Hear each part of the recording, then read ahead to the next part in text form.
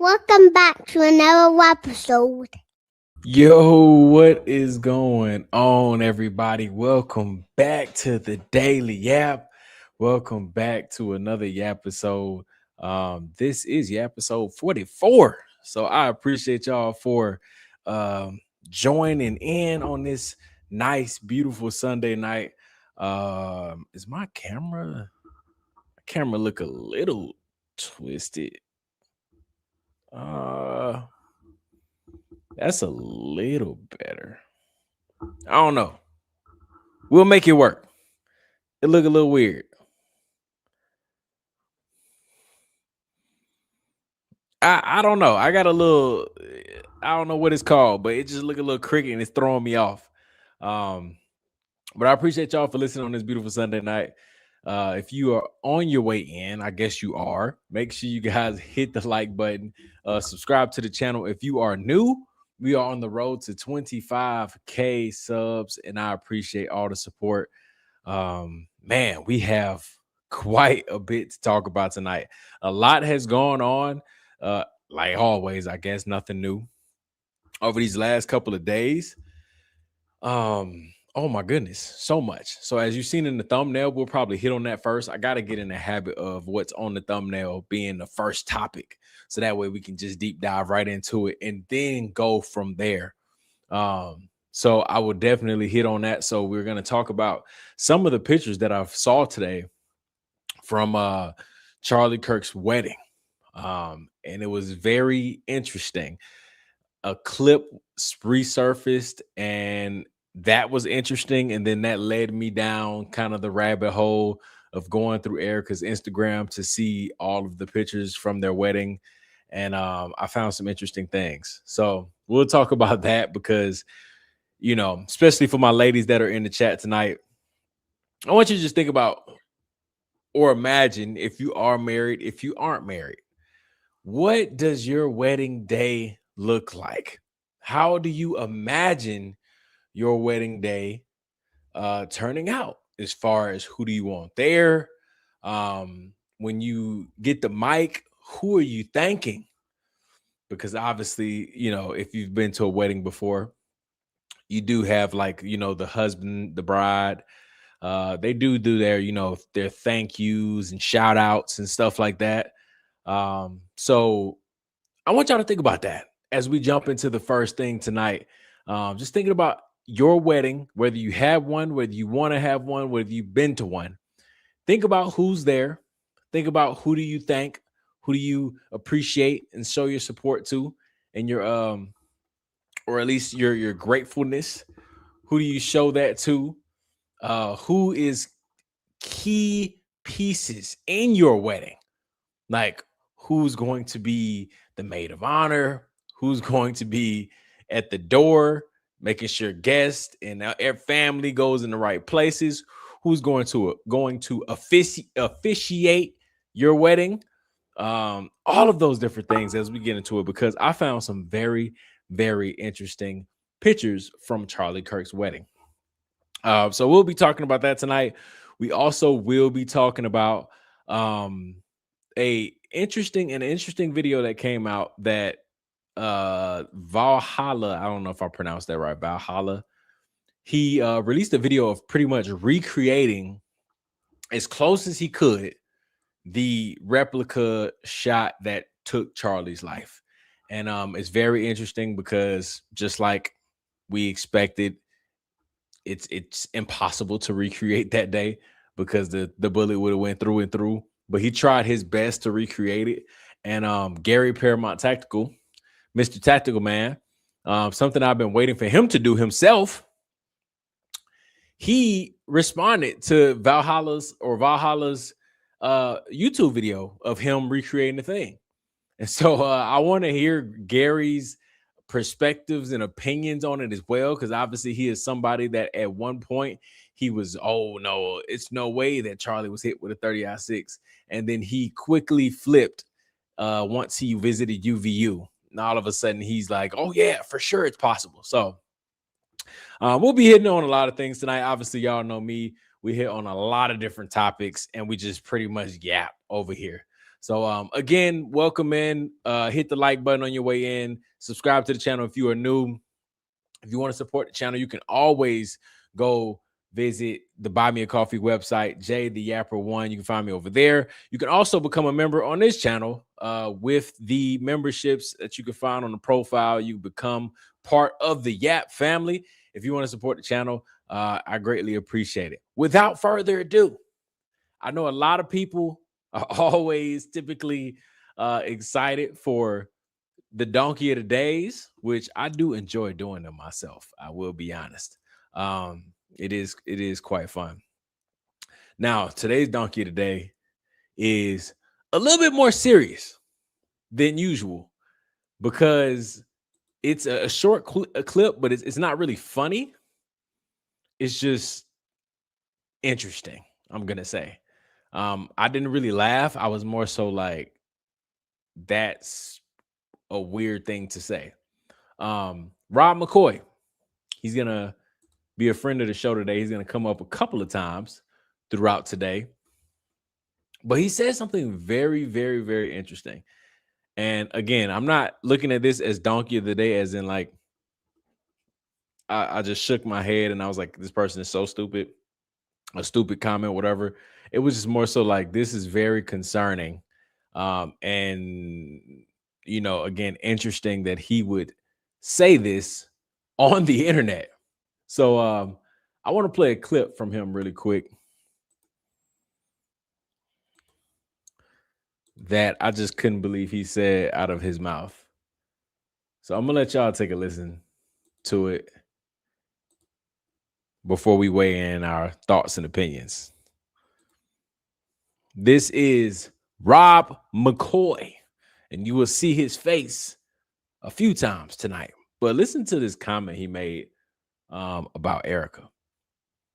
Charlie, Erica's going to be a widow for a few years before the Lord, takes her home, because life is a dash.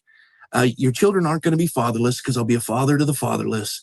Charlie, it happens really, really quick. So I'm going to play it again. Just listen to what Rob McCoy says about Erica. Charlie, Erica's going to be a widow for a few years before the Lord, takes her home, because life is a dash. Your children aren't going to be fatherless, because I'll be a father to the fatherless. Charlie, Erica is going to be a widow for a few years before the Lord, takes her home, because life is a dash. Erica is going to be a widow for a few years. And the father, your children aren't going to be father home, because life is a dash. The Lord, takes her home. Before the Lord takes her home. I just want y'all to hear this. This was very eerie to me when I was listening to it earlier, because Rob McCoy is again, TPUSA typically has all of these fake pastors around. Like they claim to be real pastors, they preach at a church, but I'm like, who genuinely would want to listen to these people? But they be having a congregation. I haven't seen Frank Turek that we talked about last time. He was the donkey of the day last week, or not my fault. Last episode, Yappisode. But I haven't seen him talk anywhere, preach anywhere. But Rob McCoy, we've seen some of his sermons, and they are diabolical. And I don't know why anybody would sit in his congregation as he talks about Candace on a Sunday. But it was very interesting because I don't even think he understands what he's saying. I'm just concerned because out of all the people in this world that they try to accuse of threatening Erica and wanting to do all of these harmful things to her, I don't think he realizes what he just said. So I'm just going to play it one more time because obviously how fast it went. Charlie, Erica's going to be a widow for a few years before the Lord, takes her home, because life is a dash.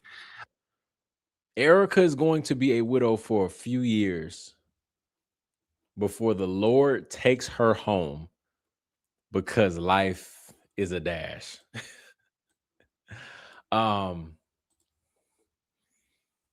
Erica is only like 38, 37, 38.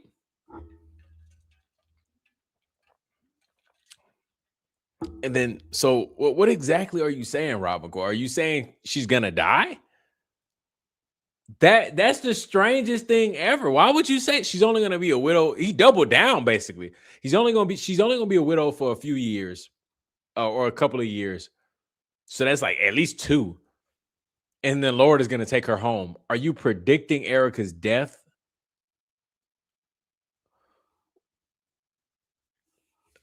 These people. He says he will raise the kids.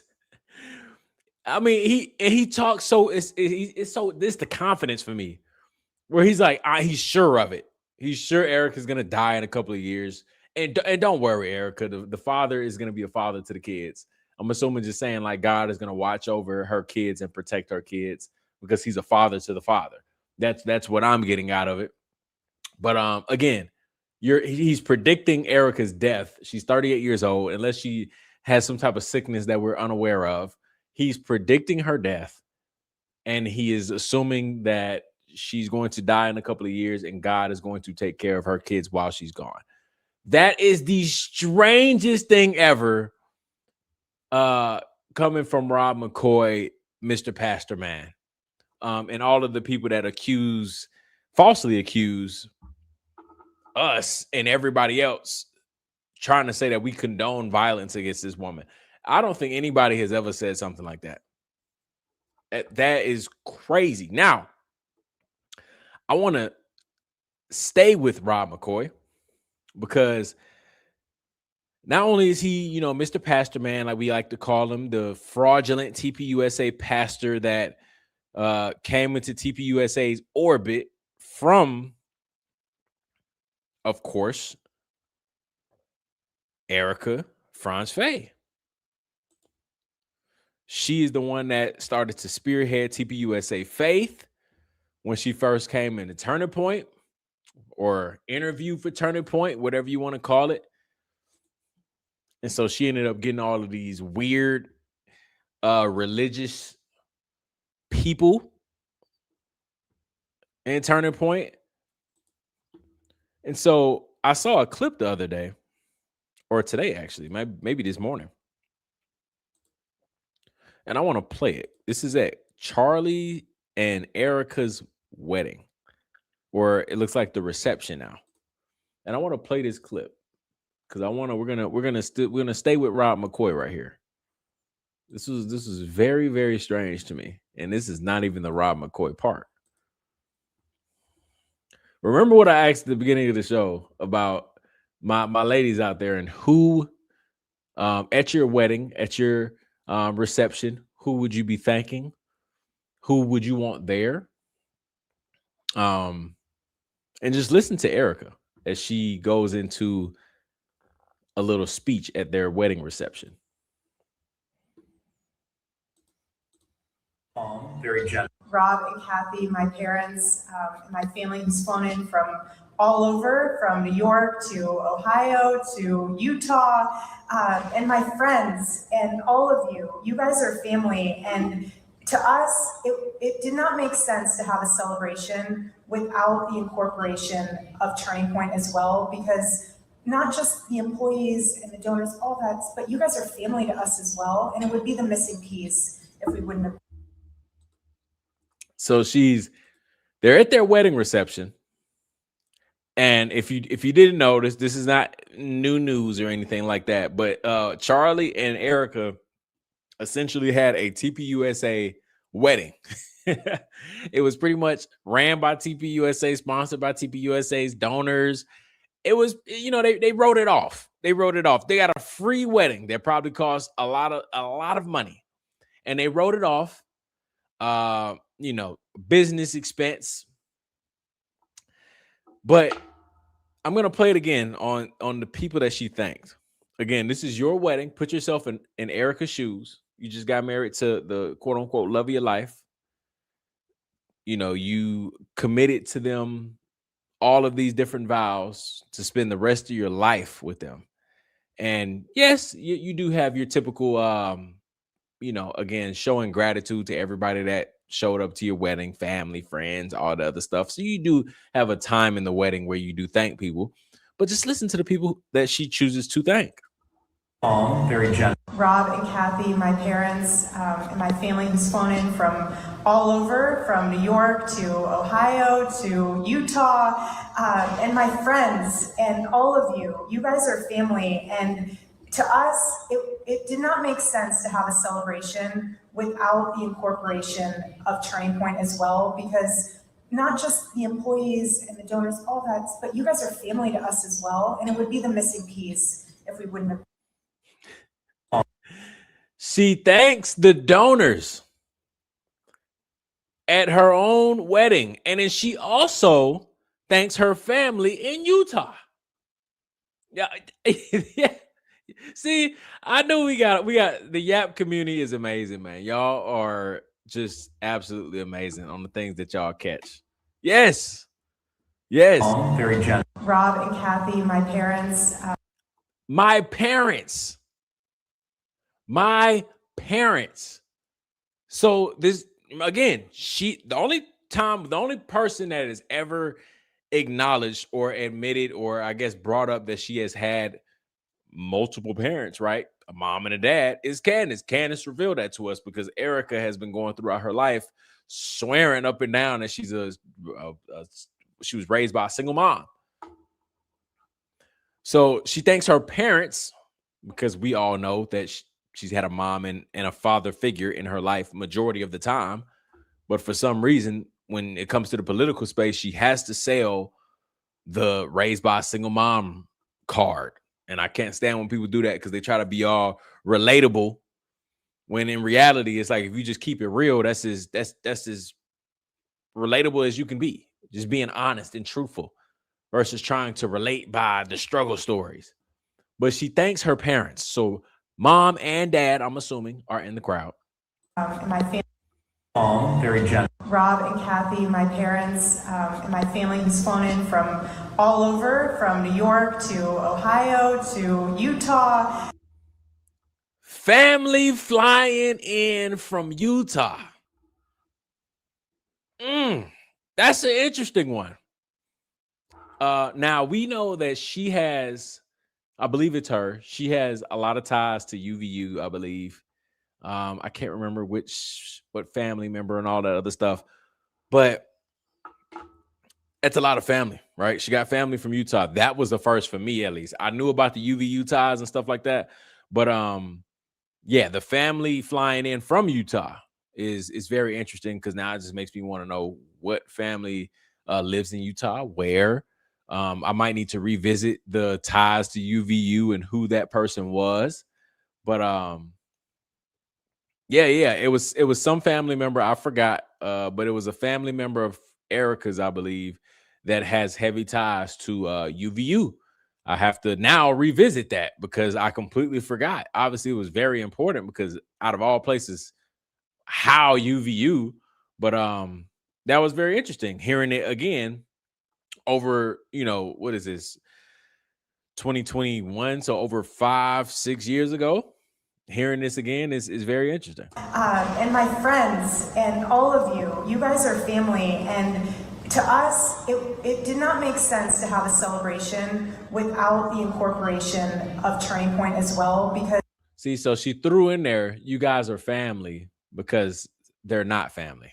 I mean, that's basically what she's saying. She's implying that there are employees and random people at their wedding because she turns and she has to acknowledge like, hey, you guys are family.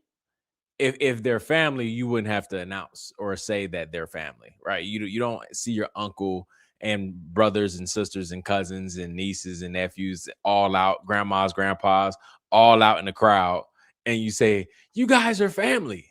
You don't say that, right? Of course. So she's implying that there are random people at this wedding reception that's supposed to be a very special day, and she is thanking Turning Point USA for mixing in all of their, I mean, she even says it right here, because not just the employees and the donors, all that, but you guys. Well, yeah, right? I didn't even see that. But it literally says employees. So she has employees and donors, right? Remember, ladies, who do you want at your wedding? Who do you imagine at your wedding? Who was at your wedding if you already had one? Unless your boss is like a very close friend, unless your coworkers are like very, very close friends, imagine your boss and coworkers being at your wedding, right? I know donors are kind of hard to, have an example for because that's like a very specific situation. But even then, you can kind of just put yourself in a nonprofit shoes. Imagine donors being at your wedding. Donors.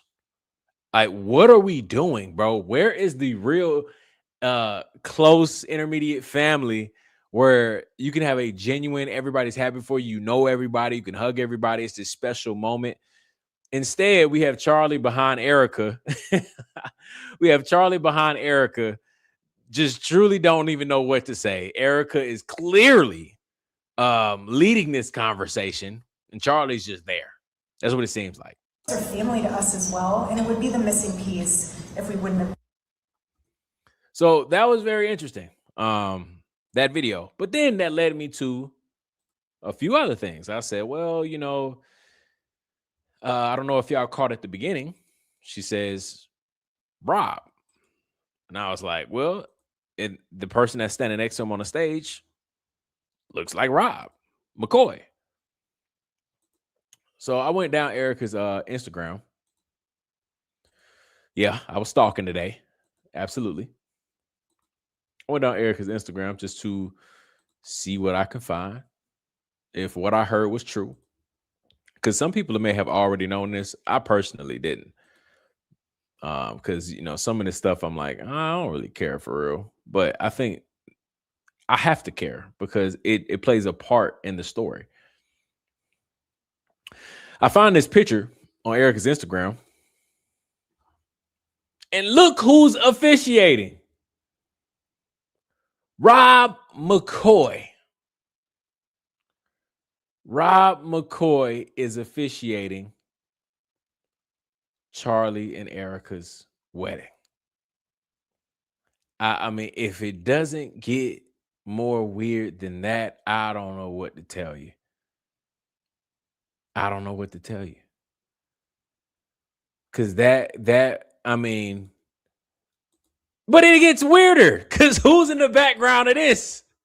Stacey Sheridan at the door collecting checks while Erica is walking down the aisle. It gets more weird. I thought Rob McCoy, I thought that was the only thing that was going to be very strange. No.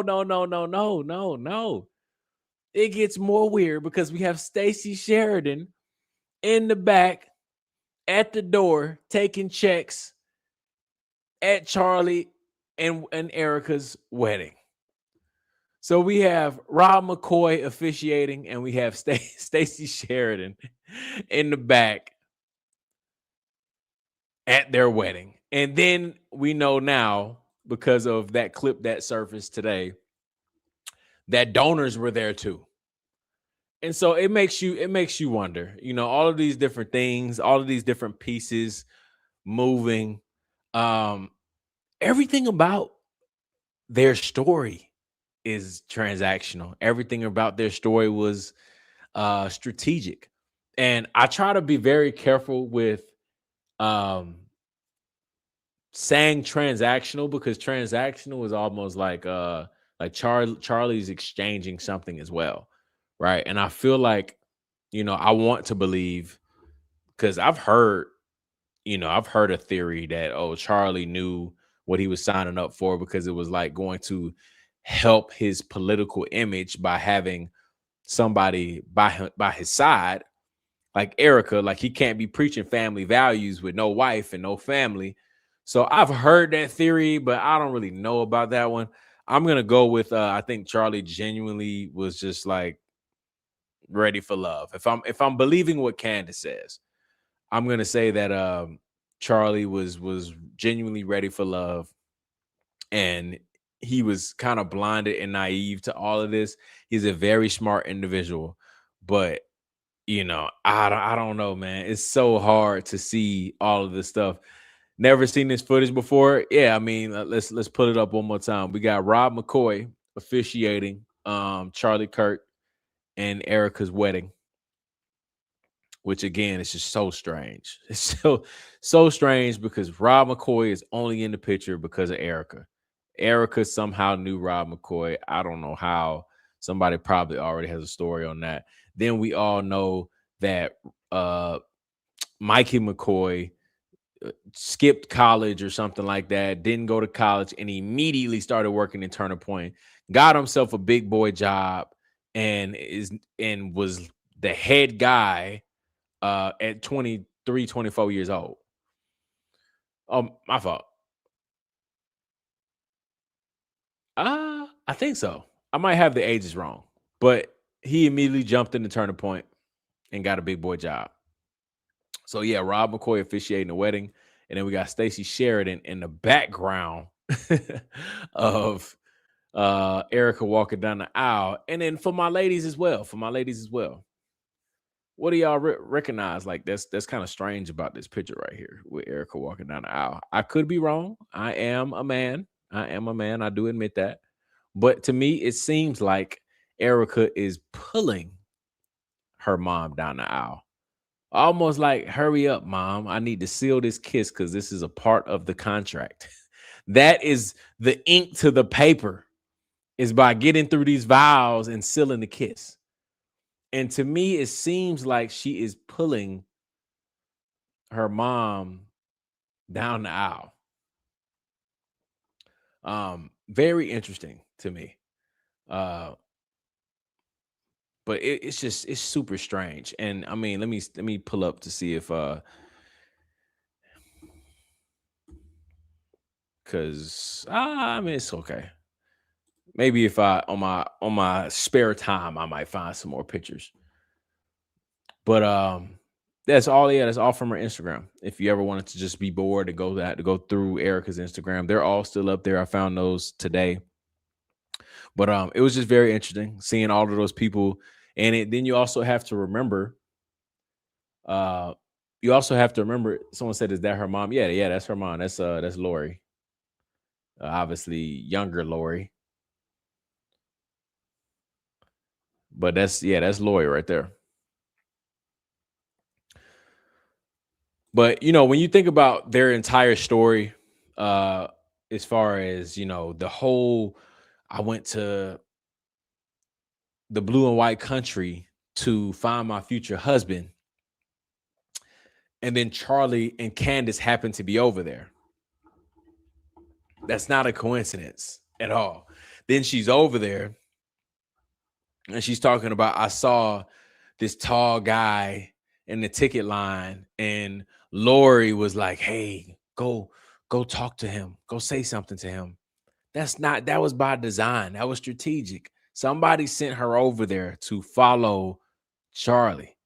And it's weird because her mom was there too, and her mom talking about that just did not sound authentic at all. And the fact that Candace was there is even more funny because Erica doesn't ever talk about Candace being right there. She doesn't remember that at all. So, and maybe she didn't see her, but it's just very strange because Charlie was not even like big time, right? And Erica talks about, we played it in the last Yappisode, not in the last Yappisode, a couple of Yappisodes ago. So I won't play it again tonight. But when Alex Clark was introducing Charlie Kirk, the new girlfriend of Charlie Kirk, and Charlie Kirk was talking about it in one of the last Yappisodes, Charlie was introducing this new girlfriend. He was like hard launching and all this other stuff. He said out his mouth that his new girlfriend was not into politics, like at all. So if Erica is not really into politics, and that was at the beginning of their relationship, if she's not into politics, then how does she know who Charlie Kirk was in the blue and white country? How does she know who that was in the ticket line outside of this 6'5" man? It's a lot of 6'5" dudes. There's 6'5" dudes in Arizona. There's 6'5" dudes in Phoenix. There's 6'5" dudes probably in her city and county. So I'm not buying the whole, like, I went to Izzy to find me a husband when you skipped over all 50 states and you chose to go over there and follow Charlie Kirk, who you weren't really supposed to know, because Charlie said out his mouth, you aren't into politics, but yet we have you on record, Erica, as telling that 15-year-old girl on her Instagram that you were heavy into political affairs. Don't ask me how I remember this, but that's what she said in the comments. She said, I'm heavy, because they was asking her about the clear tattoos, and she was up and down in the 15-year-old girl's Instagram comments. And she was explaining how she has the clear tattoos because she was heavy into political affairs and she's always in Washington, D.C. And then her mom is obviously heavy in, she's a Fed, obviously. So, like, it's straight politic ties or political ties. She knew Tyler Boyer, she was at the Trump rally, all this stuff going on. But yet, Charlie thought she didn't know anything about politics, but somehow Erica knew that was Charlie Kirk and Izzy in the ticket line. It's all cap. It's all cap. I just, it sucks that it seems like everything was arranged. Turning Point USA, having all of them at the wedding is just weird, bro. Again, like, I haven't been able to read like all the comments, but like, ladies, how do you feel if you knew that your husband, right? Let's just flip it. Your husband invites his entire company. He owns a business. He invites his entire company. So it's a whole bunch of random people at your wedding, right? Well, I wouldn't say a boss, but, a CEO, some employees, some work, like all of that. Donors, all, like, imagine if your husband invited all of these people to your wedding on your day. It's y'all's day together, but it's your day and it's his day. But imagine looking out into the crowd and there's a whole bunch of people you don't really know. That's very strange, very weird. But a lot of people also knew that, yeah, they had a TPUSA wedding. So that's strange within itself. And I think once Charlie started going outside of his contract of his marriage, unfortunately he had to go. That wasn't part of the deal. When Erica sealed that kiss, that was to play ball. And Charlie did as long as he could. Now, let me pull up some more stuff that I wanted to talk about, because that was, I just couldn't believe that. Where is it at? Okay. This is also a weird thing. There's some weird things going on today, so forgive me, because my mind is everywhere just because of how many things I want to talk about in one Yappisode. So my mind is racing because I'm like, I remember saving this here. I remember saving this there. Let me pull this up. Let me pull that up. So let me pull up something that was very strange. Y'all remember, switching gears really quick. Y'all remember George Zinn, the guy that after Charlie, the Big Bang happened at 12:23. And the old guy that was like, jumped up and down. It was me, whatever he was saying. They locked him up. He ended up having like some child stuff on his phone and laptop and all of that. He ended up getting arrested. And I think at the hospital, he told somebody that he was paid to do that as like kind of like a distraction. And then that's when he ended up going to jail. They found out all the child stuff. And now he is either in jail or about to head to prison very soon. So very interesting guy. Another situation where Turning Point USA, Erica, nobody cared about the guy saying, I was paid to do that. That's what Candace reported. So I'm gonna just say it like that, because I don't think we have anything on record of him saying that to somebody where the media started talking about it. This came from Candace and her reporting and obviously her sources. So Diligent Denizen, I don't know when this phone call first happened, but it was the first time I heard it. So I'm gonna bring it to y'all because maybe y'all haven't heard it before. If so, great for you. But Diligent Denizen called George Zinn while he's in prison or jail, and he had a conversation with him. And I thought it was very interesting because this was going to be the first time I personally heard from George Zinn outside of knowing what happened on 9/10 and him jumping all over the place and all of that weird stuff. Obviously, it was very interesting because why, if you knew you had weird stuff on your phone and laptop, why would you put yourself out there to get arrested and now go to prison for how long? Lord knows how long. He's already an older guy, so like you might die in prison. So it's like, why would you even? You had nothing to do with 9/10 unless you did have something to do with 9/10. But like, hypothetically speaking, you had nothing to do with 9/10. So why would you just jump up and say it was me and distract everybody and all this other stuff? That never made sense to me. Just to go to jail for something completely different. Very weird. Very weird. But I want y'all to listen to this jail call because there is an interesting thing. There's a lot of interesting things that he says in it, and it's probably going to blow your mind because when I heard this, my jaw dropped. So let's listen to George Zinn, Diligent Denizen called George Zinn from jail or while he was in jail.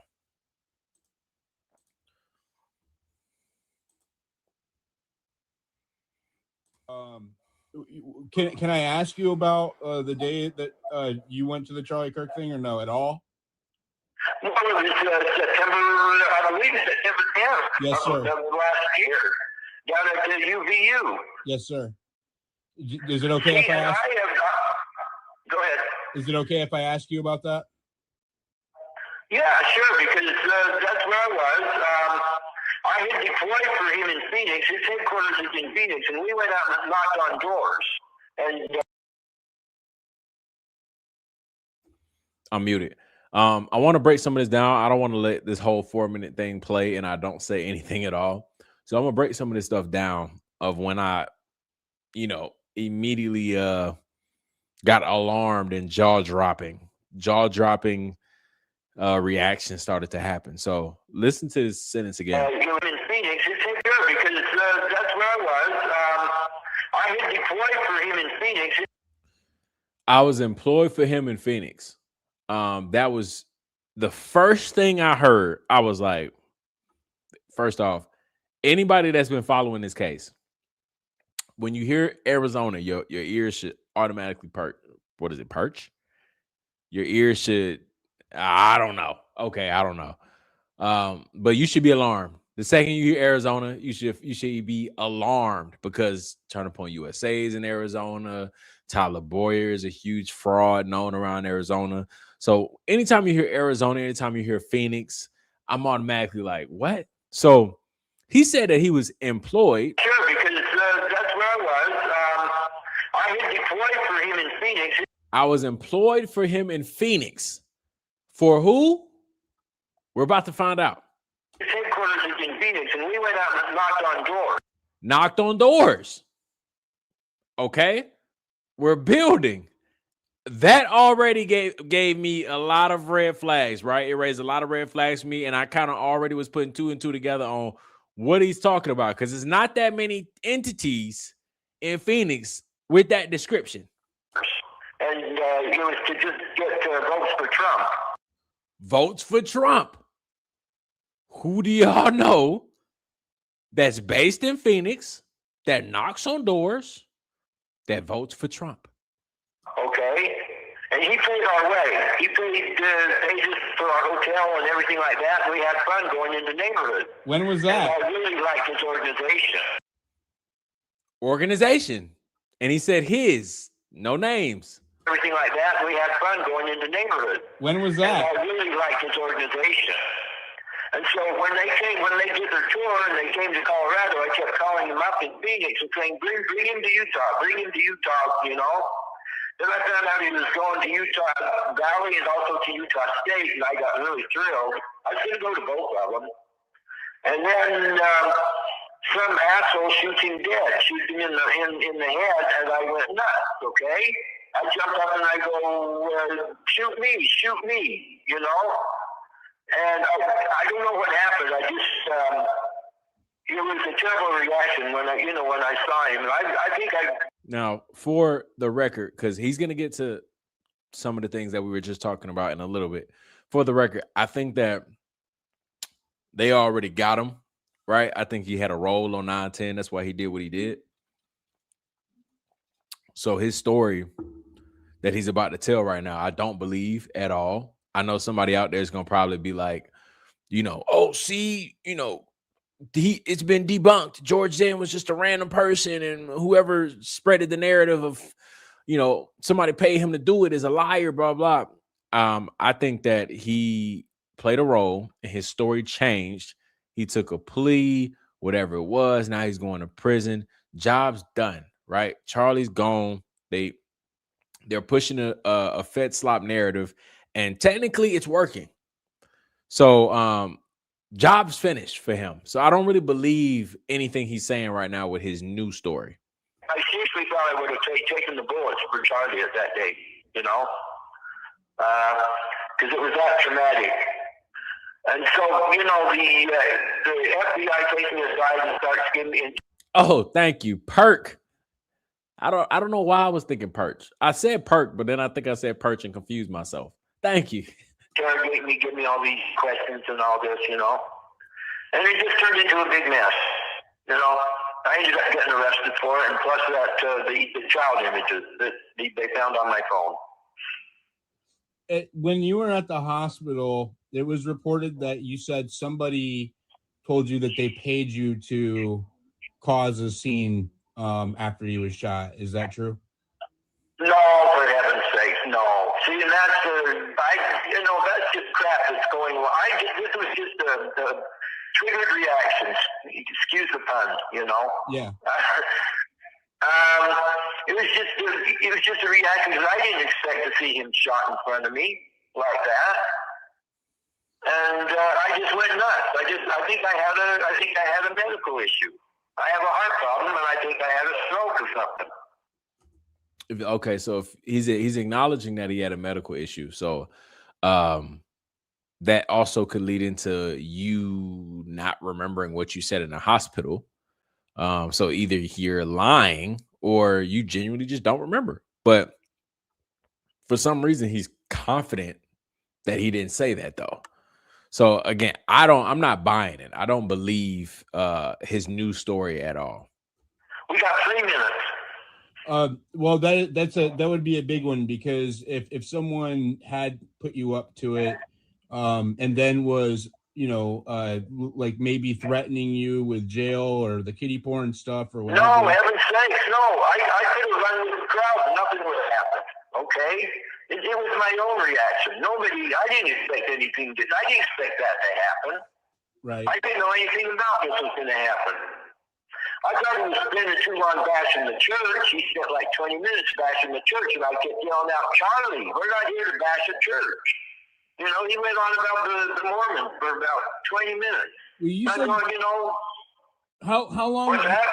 When did you say you worked for them? You said that you door knocked. How long ago was that? The year before, we went to Phoenix, and he paid his organization, Turning Point, paid our way, and he went down and knocked on doors for Trump. Okay. In the neighborhood. George Zinn worked for Turning Point USA. Oh my gosh, bro. Oh my goodness. The plot thickens. And they paid. How long ago was that? The year before, we went to Phoenix, and he paid his organization, Turning Point, paid our way, and he went down and knocked on doors for Trump. Okay. In the neighborhood. Okay, well, you said we're almost out of time. Is it okay? Yeah. When can you have a call again? Well, right now I'm on suicide watch, and so I don't have access to my tablet. I'm using their phone. Okay. As soon as I get off suicide watch, you'll be able to talk as long as I want. Okay. Sure. But I'm going to be probably going to prison by Wednesday, maybe. So So he's about to go to prison. He says he's gonna go to prison by Wednesday. My world's going to change really fast. Well, I'll try to schedule another call tomorrow or Tuesday then. Yeah, because we got like 2 minutes here. All right. And Well, no. Okay. So I don't know if I'll get my tablet back that soon. what time? Okay. So what time did you get to UVU? Were you there? Was Charlie You already? know, we got 1 minute. Let's continue this later. All right. Thank you. Bye. Bye. George Zinn worked for TPUSA at some point in time. So it could maybe he could not have been employed at that very moment in 9/10, but he was employed by TPUSA at some time.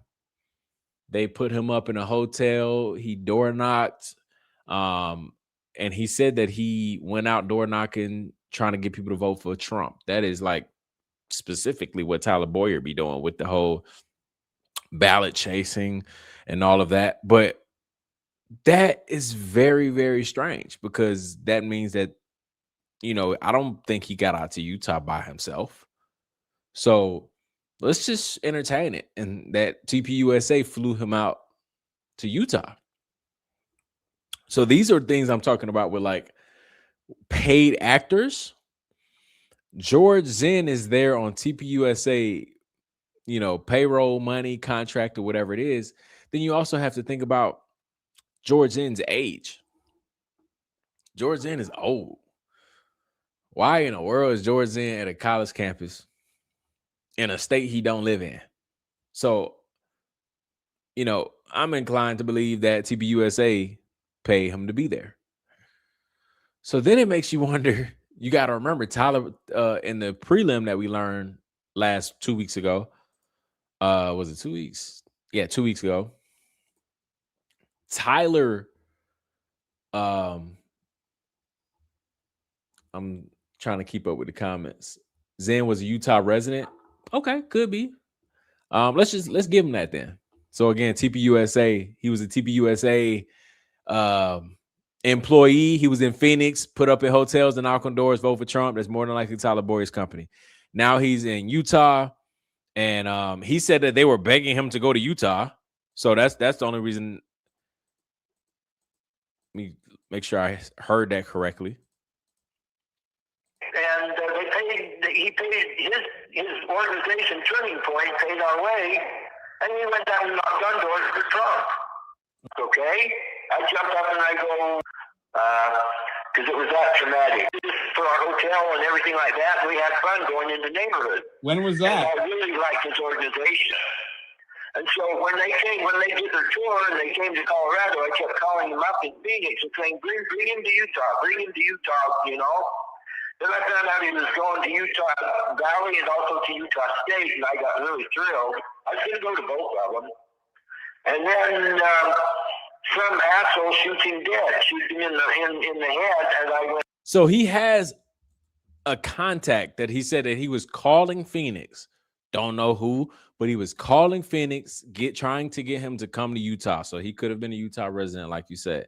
And he said, come to Utah. He ends up going to Utah Valley. George Zinn is there. So then it just makes you wonder. In the prelim, it said that Tyler Robinson stopped by and talked to a TPUSA representative. How many TPUSA representatives were there? Like, you don't really know who was a TPUSA representative or a TPUSA affiliate, because technically, George Zinn could have been a TPUSA affiliate at this Utah Valley event. So I thought that was very interesting because now we're dabbling into the conspiracies, right? They're going to call it a conspiracy because our government is not going to look into it. And if they don't ever officially say anything, and then we say something outside of the narrative, they're just going to call it a conspiracy. But then that makes you wonder about, Tyler Robinson. Who was he talking to at the TPUSA? What TPUSA representative was he talking to? Blake Neff just said the other day.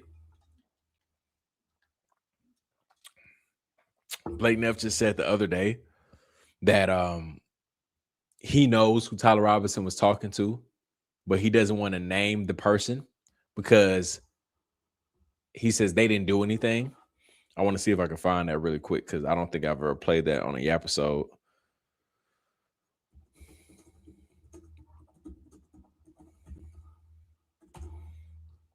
That was a very interesting thing that he's completely snitched on himself.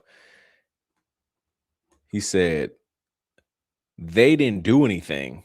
He said, I know who Tyler Robinson talked to, but I'm not going to tell you because they didn't do anything. And I thought that was very weird. Here it is right here. I'm quick with it, man. Just have some faith in me. Did he meet with, by the way? Because we're very curious. Do tell. Sorry, can you repeat that? This morning, the leading officer on the case, right, of the Utah SBI, right, he was giving the timeline of events. And during that timeline of events, the officer said that Tyler Robinson, in his shorts, the first time he went there around 10 a.m. in the morning, he climbed through the stairwell wearing his shorts. He didn't have the pants and the limp and all of that. And after he left the parking lot structure, he met with, and this is his words, okay, met with TPUSA representatives. Do you know who they are? Tyler Robinson on September the 10th? And even if I did, I wouldn't tell you because you guys would just harass that person. And I know that that person didn't do anything. Oh, I know that person didn't do anything. How do you know that? Blake? How do you know that person didn't do anything? Because the person is Blake. That's what it sounds like. That's what it sounds like. That's what it appears to be, in my opinion. Because it's just weird, bro. You know who, bro, that adds fuel to the fire. That adds fuel to the Tyler Robinson narrative of him being this cold-blooded killer, right? Oh, man, he arrived on campus at 8:30 in the morning. And he was scoping out the scene. And he, you know what? He actually ended up coming to talk to us at the TPUSA tent, chopping it up like a regular person. And you know what? He actually asked us what time Charlie was going to be there. And, I didn't think nothing of it. I told him. And then now we know, according to the prelim, Tyler Robinson went to go get some Chick-fil-A. And then he headed to the rooftop. And, after he ate his breakfast, he popped Charlie in the neck. Like that's a cold-blooded killer. That would help their narrative. But for some reason, for 10 months, they never told us that Tyler Robinson talked to a TPUSA representative. That was very strange. Now, I don't like, honestly, I want to say that Tyler Robinson did not talk to Blake Neff. That would be crazy. But for him to say, like, I know who it was, but I'm not going to tell you because you're going to harass them and I know they didn't do anything, that's strange because, like, you don't know they didn't do anything. Only you know if you didn't do anything. So that'd be, like, a strange thing to say. So, like, that's what makes me like, I'm like, why did you say that? He must be talking about you. But I don't know. But it's just all these different paid individuals that were at Utah Valley. We talk about all these people in the maroon t-shirts that were there. That's not a coincidence at all. Now we're talking about George Zinn is openly admitting that he used to work for TPUSA. What are the odds? George Zinn used to work for TPUSA for Tyler Boyer, I'm assuming, in my opinion. That's what it appears to be. That's what he describes. He's at Utah Valley. We have Tyler Robinson talking to TPUSA representatives. What? You know what I mean? Now, not like it's interesting things going on. And then on top of that, you have this Nest doorbell camera where it's saying, oh, yeah, a bald guy and 3 others were in this Challenger. And nobody wanted to tell us that. This whole time on the mountain of evidence, they said Tyler Robinson was in his Charger, caught on a Ring doorbell camera or the Nest doorbell camera. Now we're learning that it was a bald guy and 3 people in the car with him. And that's not Tyler Robinson. So it's just, I don't know, bro. George Zinn, finding out that George Zinn used to work for TPUSA, let's just add it to the story of how screwed this entire thing is, this entire investigation is. Every time you look into somebody, like every time you look into one person, you end up finding out that they're connected to another person, and that person is connected to another person, and another person, another person, and somehow it loops like all the way around to somehow like everybody knows each other. And so, hearing that Tyler Robinson, hearing that George Zinn worked for Turning Point USA, I was like, dog, what? This story can't get any more weird. It just can't. But, ladies and gentlemen, it does get more weird, because look at what somebody posted on X the other day. This is diabolical. Just when you talk about paid actors, right? Do y'all remember this lady right here?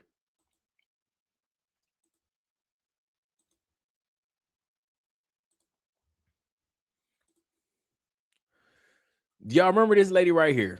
She's one of the people that testified in the prelim 2 weeks ago. I forgot what specific part she had, but she testified in the prelim. I remember her face. I went back and looked and double checked. It was her. Same name and everything that we about to pull up. Guess who, or guess, I'm gonna just show. I can't even. I'm gonna just start laughing because this is just so crazy. Look at this. Same person. Guess where this is from? 60 Days In, Utah. I don't know if y'all ever used to watch 60 Days In. I used to, especially during COVID. It was nothing to do during COVID. I needed to watch something. 60 Days In is a beautiful thing to watch during COVID. It is so entertaining. The person testifying in the Charlie Kirk case on one of the parts of the investigation is the same person that has a role in a Netflix series. Sergeant Falmuina. I don't know if I pronounced it right, but I went back and checked the pre-trial, the preliminary hearing recordings, and yes, the same person, same name, same person. Just trust me. She has a role in 60 Days In on Netflix. So we have a Netflix star, and I believe, don't tell me, Mike Smith too. This is a guy as well.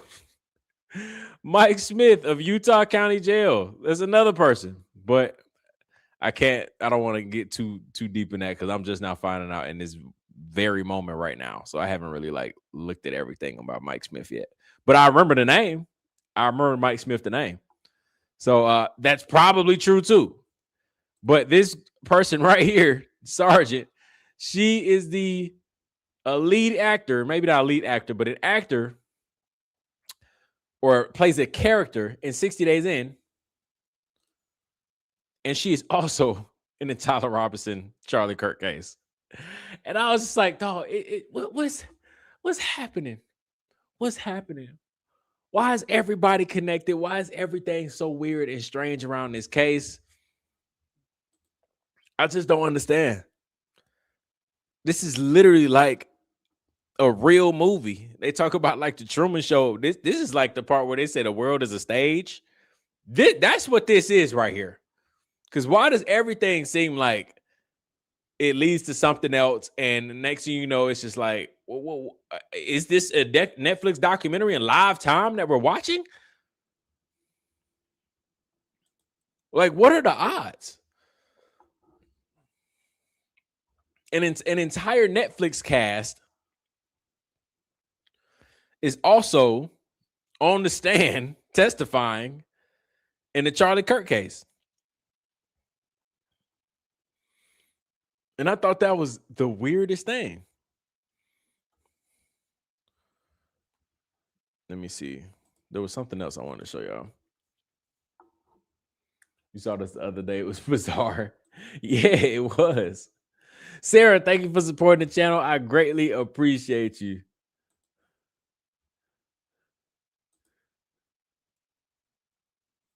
The sheriff or police chief was also on a TV show. So they got to be the same guy, Mike Smith. So Mike Smith was also, yeah, that's the same. So they got two people from the Netflix series is testifying on the stand in this Charlie Kirk. I was about to say this Charlie Kirk documentary, but it might as well be one. We're watching it. We're in it. Somebody might be using our tweets, our podcast in live time to record the Charlie Kirk documentary. Tyler Boyer has been flying under the radar too long. He has. And speaking of, I want to see if I saved the clip because I think I did. Hopefully I did. I saw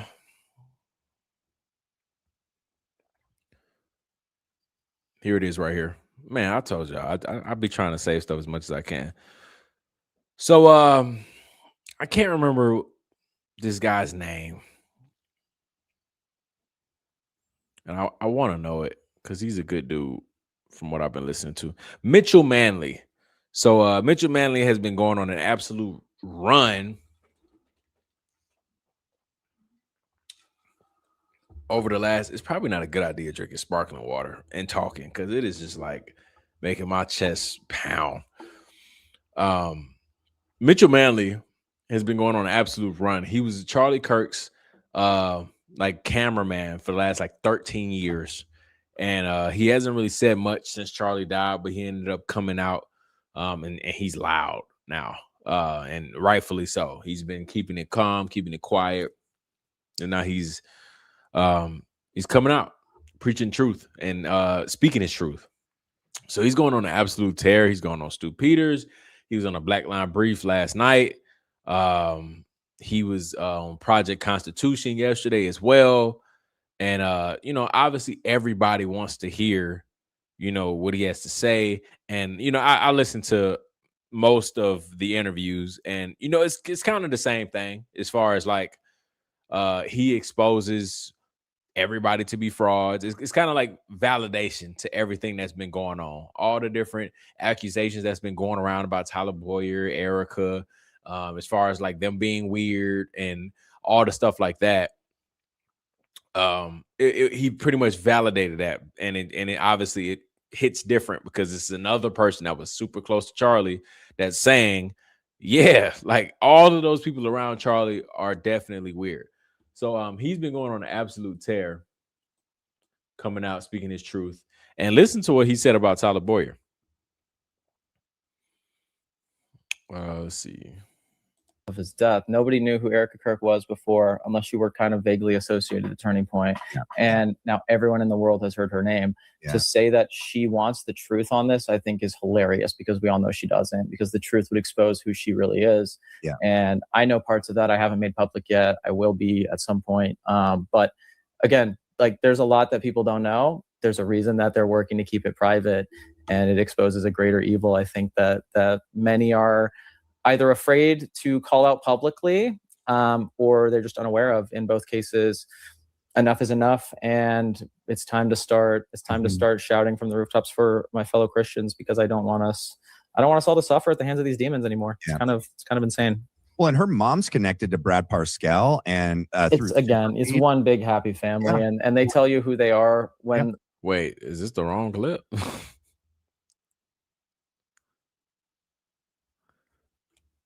Did I click on the wrong one? Bro. Sorry. I just saw it.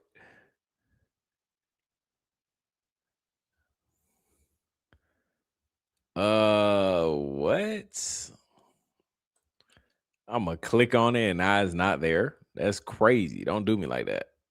Let me see. All right, here it is. Definitely, because I was there for so long. I felt a lot of this taking shape as far back as 2023. And it's just so apparently obvious to me what's happening because I was there for so long. I felt a lot of this taking shape early. I didn't know what it was back then. And then in hindsight, it's like, wow, I should have just because again, I've said this multiple times too, they worked to build a culture in which, as an employee, regardless of how long you've known Charlie, going to talk to him would be seen as an act of subversion. Again, kind of like what they're trying to get the country to believe now, right? Asking questions is anti-American. If I was to go to Charlie and raise anything, it would be anti-Turning Point. It would be, all hell would break loose. And this is a guy I met when I was 15 who was 18. Like we met when we were kids. Wait, so they were like significantly isolating him from people within the organization? Yes, top to bottom. You had to go through other people. Yes, that Tyler Boyer had put there himself, dude. That's what I'm saying. He was managed like an asset from top to bottom. Directors, managers, they all were approved by Tyler Boyer. I watched people I was friends with, Matt, who I would be sending Nick Fuentes clips to. We'd be talking about the JQ, all this kind of stuff. Get brought up as a manager overnight, flip like a light switch, just corporate Turning Point rhetoric. Nope, we got it. And I was like, who are you? We were friends. Like what happened to you people? Like, and like that in and of itself was just weird. And, it's a small instance of it, but yes, like literally the access to Charlie was heavily filtered through Andrew Colvett, Tyler, Marina Minas, other people that were put in positions of directors. And that's also where, Charlie spoke at length about work ethic and how much work ethic meant. And I'm someone who prides myself on my work ethic. Quite frankly, I spent so much time around Charlie. How could you not? Yeah. And then I sat there, for years as a young person, and I watched as Tyler brought in people with awful work ethics, and were elevated to positions of influence, directors, managers. And I was sitting there as someone who, as long as I'd been there, just kind of did the right thing for the sake of the movement, for the sake of the mission, for Charlie, whatever. And I obviously didn't see the results I was looking for. I never got a chance to kind of make an impact in the way I wanted to. I made a documentary on the FBI, funny enough, where I interviewed an FBI agent who said that if you don't think the FBI is already monitoring. Someone said, is he 37? The math don't make sense. If Mitch is only 27, what was he doing with CK at 14? I don't know how old he is. I don't know. So if you are positive that he's 27, then that's some interesting math for sure. But I don't know. So I probably have to look it up. Charlie Kirk, or even people like yourself, this is in 2022, then you're not listening to anything I'm saying, right? So I was aware of this long time ago. I felt it. I knew what was going on. I just didn't know how big it was going to be and the connections, right? But Marina's the one who didn't let my video go on YouTube because they were afraid of it being demonetized, right? So then it's like, you don't actually care for the truth. You just care for money, whatever else. But yes, all these people were installed slowly over time, over the years, by Tyler. And I've said it before, I'll say it again. You're on both sides, Turning Point USA, Turning Point Action, your career is made or broken by Tyler Boyer, your relationship with him. And I think that the financial aspect of Turning Point USA is coupled with that. There were a lot of people, they would just create, they would go director. And then if they had someone they wanted to make a director, they would just create senior directors. And so now they had like 2 people getting director salaries. And it's just, that's the kind of stuff I'm talking about. And I think that Charlie, who was so isolated from the company he built that had become managed by people that Tyler himself put there, started to kind of catch on to that after the election. I think that during the election, he was prioritizing saving the West and putting people that he thought he could trust into positions of power to take the action that he himself thought was necessary to save this country. And then after the election, he was like, okay, all right, let me look at what's actually going on. Let's kind of take a look at this Doge audit. And he didn't get a chance to do that. Now it doesn't matter because they've made billions since his death. But I think before he was starting to get on that. I think that, again, you ask who had the most to lose. It's Tyler Boyer and everyone that he had installed in a position of management that was not put in place to be effective and to advocate Turning Point USA effectively. Rather, it was put in place to manage it. And I think we've seen that now. Yeah, so it was crazy. The whole interview is on the Black Line Briefs YouTube. It's going absolutely nuts, I believe. I think it has like 125,000 views in like 24 hours. So let me see if I can find it, just in case anybody wants to watch it.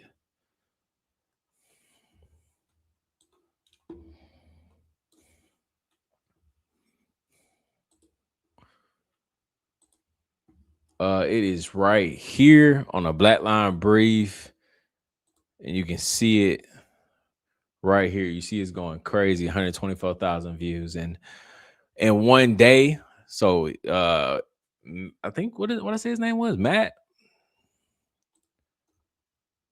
He's going crazy. Obviously he is pissed. He is saying so many different things on his ex. Oh, my fault. Mitchell. I'm sorry.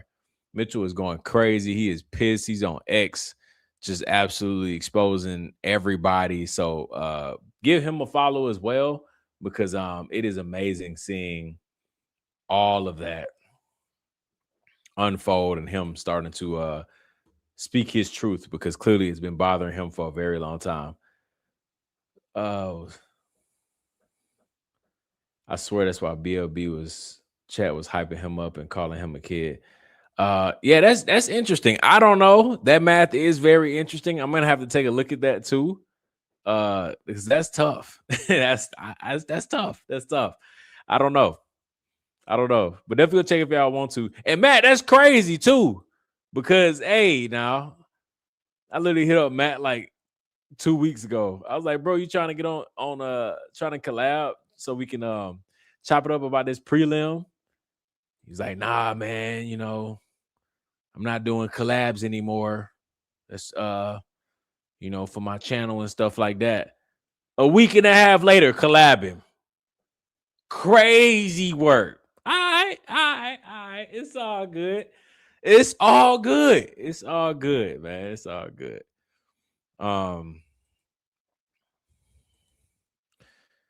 Let me see. All right. So it's been some interesting things going on X with Mr. Tactical Man. And he's so annoying too, because Gary is turning into like a diva. He's been a diva ever since he went to Utah Valley. And now all of a sudden he's a full podcaster that just yaps like myself.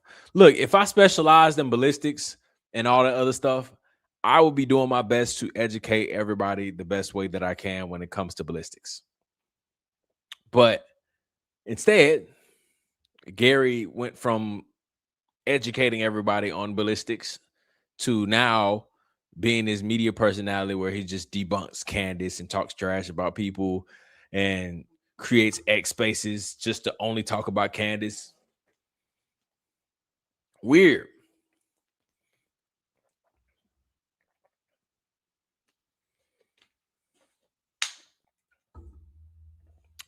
Super weird. But Valhalla made a YouTube video recreating, and I'm gonna do my best to like filter out, the things that might get the video taken down or censored and stuff like that. So I'm gonna do my best to do that. But he recreated, to the best of his ability, the shot involving 910 Charlie Kirk. And it's very interesting because just like we expected, the bullet just goes through and through. And absolutely everything that he puts up, it goes through and through.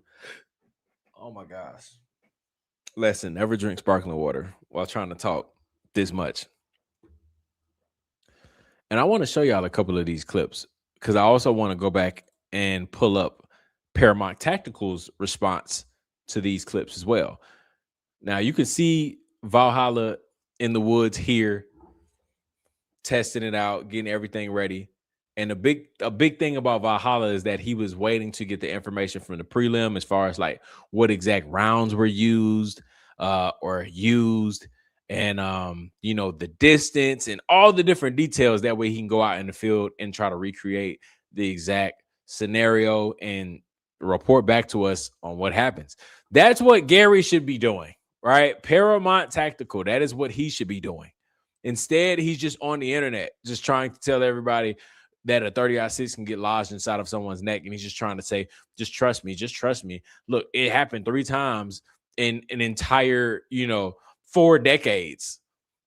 He should be the person that's going out in the field, testing it out a million times, trying to educate us on that. It's actually possible for a 30-06 to get lodged in somebody's neck and all that other stuff. But he doesn't. He just sits back and yaps. But Valhalla chose to do that, and I want y'all to look at some of these things. I'm probably gonna mute some of this because I don't want to get in trouble. But I just want to show y'all a couple of key points. I don't want to go through this whole video. I just want to show y'all a couple of things. So he talks about this right here.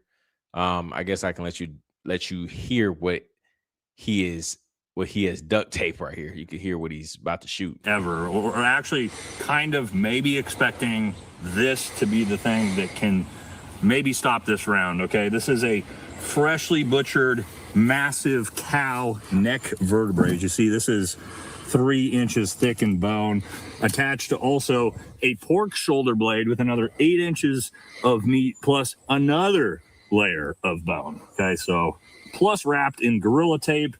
If anything can possibly stop this round today, this is what we're assuming is going to do it.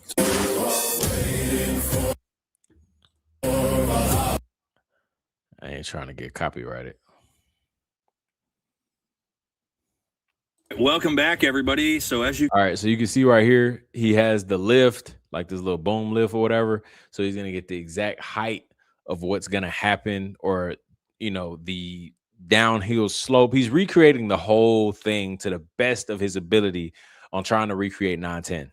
You can see we are doing our 30-06 ballistic testing round 2, and I have my good buddy Brian with me. Of course, we did all this testing last time, but we've had some new developments. See, because now after the trial, we know everything about the shot. We know the distance. We know the slope. As you can see, what do we call this thing, Brian? I don't know. Handler. There you go. And we're going to raise him up to a 9-degree slope at a 141-yard shot with the 30-06 rifle. And we actually also know the exact ammunition that was used. Yes, we're going to use Remington Springfield 30-06 150 grain core locked rounds today for our testing. And so you can see, I'm just trying to prove, obviously y'all can go watch it yourself, but I'm just trying to prove that he is doing whatever he can to replicate that day. So now let's get into some of the things that he shot, or his partner right here.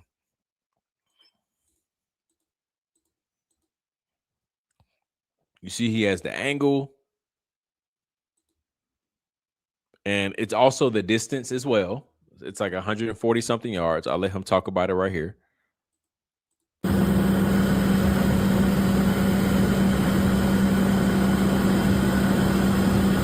All right, so as you can see, we are not fabricating. He is all the way up there. Yeah, it's a good video. We got our 9-degree slope. There's our target out there. 141 yards. Same slope, same distance. And obviously, again, there's going to be minor things that you can't recreate the entire Charlie Kirk situation 100%. But this is as close as it's going to get. 9-degree slope. So here we go. Let's see what happens, everybody. All right, guys. First test before we get to the big boy hog. We're going to do pork shoulder blade. It's frozen also to add a little resistance. We've tested these ones before. And guys, these are brand new. This is as of today that these animals were butchered. So anybody who wants to say these are old barrel bones, you can see brand new. All right, so we're going to do the pork shoulder followed by the cow femur, and then we're going to take a cow femur. You got another one, right? Yeah. And then we'll wrap a cow femur with a pork shoulder blade after that. Why not? All right, so we're going to test some cow femurs. And yeah, I'm about to, as soon as I play some of these clips right here, we're going to go to Gary's live that he did today reacting to this. And I'm just going to play some of the things that he said that responded to this video, because I was like, come on now, Gary, I'm interested in what you got to say. This your time to shine. And he says some interesting things. And I only heard like one or two, and then I had to go throughout the rest of my day. So some of these things, I don't know what else to expect, but we're going to see. Shoulder blades, again, 141 yards, 9-degree slope. Right. It's crazy. As close as it gets.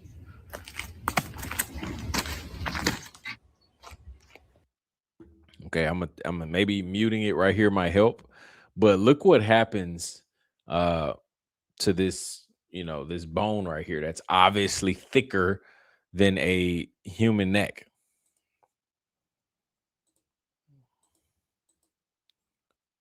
Completely obliterates it.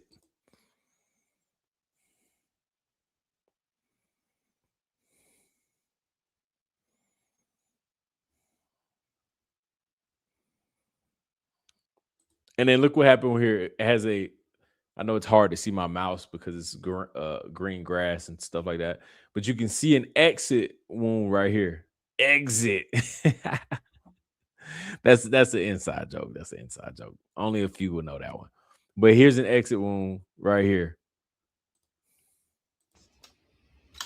Okay, guys, so here is our cow femur. And again, this was literally just butchered today, brand new, about, I don't even know, 7, 8, 9 inches in circumference. And as you can see, let's see, what do we got? Let's take a look at this. Half of it's still missing.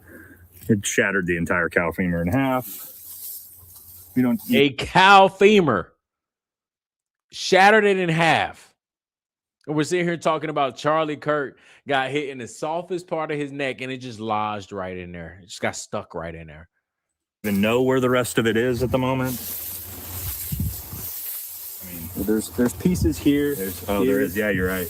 We got. Yeah, so as you can see, it just exploded it. And again, but you know, a human neck definitely stopped this. And then over here, well, we obviously know it went through and through. And oh yeah, here we go. So here's our, well, that's our exit wound for sure. Exit wound. Yeah. Here's our entrance wound here. And this is the frozen pork shoulder. You guys can see this is beefy, and as you can see, it just absolutely look at that exit wound. Obliterated this pork shoulder straight through the bone, right through the backstop. All right, guys, hope everybody's enjoying this video so far. So this is not an ad. We're just doing a quick PSA here because we're going to get... Yeah, I'm going to tell you the same thing. It's going to get a little gory, but I'm going to try my best to show the important parts and not necessarily the things that might get this video taken down. So he ends up shooting like a hog. Let's see what I can show. Okay, so you can kind of see it right here, right down here at the bottom. Oh, snap. You can see it down here at the bottom left. He's going to shoot it in the neck, and he's going to shoot it in the back, just shooting it in different places. And let me see if I can play that part. I'm going to try my best. Nope. Oh, yep, there it is. Blew right through there. Look how big that hole is. I don't want to play that, but it blew right through the neck. Went into the neck, blew right through it, completely obliterated everything inside. So here, guys, that was the lower base. I can let you listen to it. Neck shot. As you can see, this ripped this entire animal's neck basically in half. That was our mid neck shot, blew through, just shattered everything inside. Looks like about all the way in here, 4 inches to 4 inches, completely ripped this entire neck apart. So, well, you know, and this neck is, again, probably 2 to 3 times as big, wide, strong as Charlie's neck. There you go. All right, now we're going to send one at the mid-back to basically the big... So blew right through a neck that, again, is like Valhalla just said, 3 to 4 times bigger and stronger than a human neck, and it blew right through it, obliterated everything inside. Biggest part of the animal, and see what a mid-back to basically the biggest part of the animal, and see what happens. Now he just shot at the mid back of the hog, and you guys can see again, just letting you listen to it. Brian's pulling up. There's just fragments of bone. Yeah, it just fragment of bone buried inside of the cavity right there. No round. It just ripped this entire animal in half straight through the spine. And again, this was fresh as of hours ago. This is basically, you know. Hey, that was pretty funny. I'll give you that one. That was pretty funny. Why Trust Valhalla is showing you when you can just believe Allie Bell Stuckey. Oh man, I tagged her on X, and I said I would love to hear your ballistics expertise. And I don't think I'll get a response, but I messaged her, or I tagged her on X. The closest thing you're going to get to a live animal that you have. And this is insane. I didn't expect. So it obliterated everything inside. It shattered every single bone that was in this hog's body. And then listen to Valhalla talk about the fragments that are left inside of this hog. Because remember, they said with Charlie, it was like 7 or 8 little tiny pieces, but they only sent like 4 to the ATF for them to do a ballistics check or whatever. But listen to the fragment part of this video. Expect this for this to rip this animal in half like this. Our bullet lost a little bit of weight. Is that a small, tiny little piece of the jacket? Yep. That's barely the size of a head of a So pig. This is great to look at. Let's see if I can pull this up. So guys, as you say, Charlie supposedly had the round plus 7 fragments. All we got was that tiny little sliver of jacket. Crazy, dude. Look at that. It just that wasn't it. So again, just showing you that it's just impossible. It's impossible that Charlie got hit with a 30-06. That's the whole case. Paramount Tactical tries to bring up that there's so many other things. This is the main thing. Was the boy shot? Was the man shot with a 30-06 or not? If he wasn't shot with a 30-06, you don't. That's the whole case. Something will stop this round, right? Frozen pork shoulder. So now they start just having fun with it, adding a lot of things together, just to see if it can get stuck in something. Can it lodge into something? Maybe something will stop this round, right? You better use a lot of Gorilla Tape too to give thick skin. All right, guys. So this is like the most obnoxious test ever, or actually kind of maybe expecting this to be the thing that can maybe stop this round. Okay, this is a freshly butchered, massive cow neck vertebrae. As you see, this is 3 inches thick in bone, attached to also a pork shoulder blade with another 8 inches of meat plus another layer of bone. Okay, so plus wrapped in Gorilla Tape.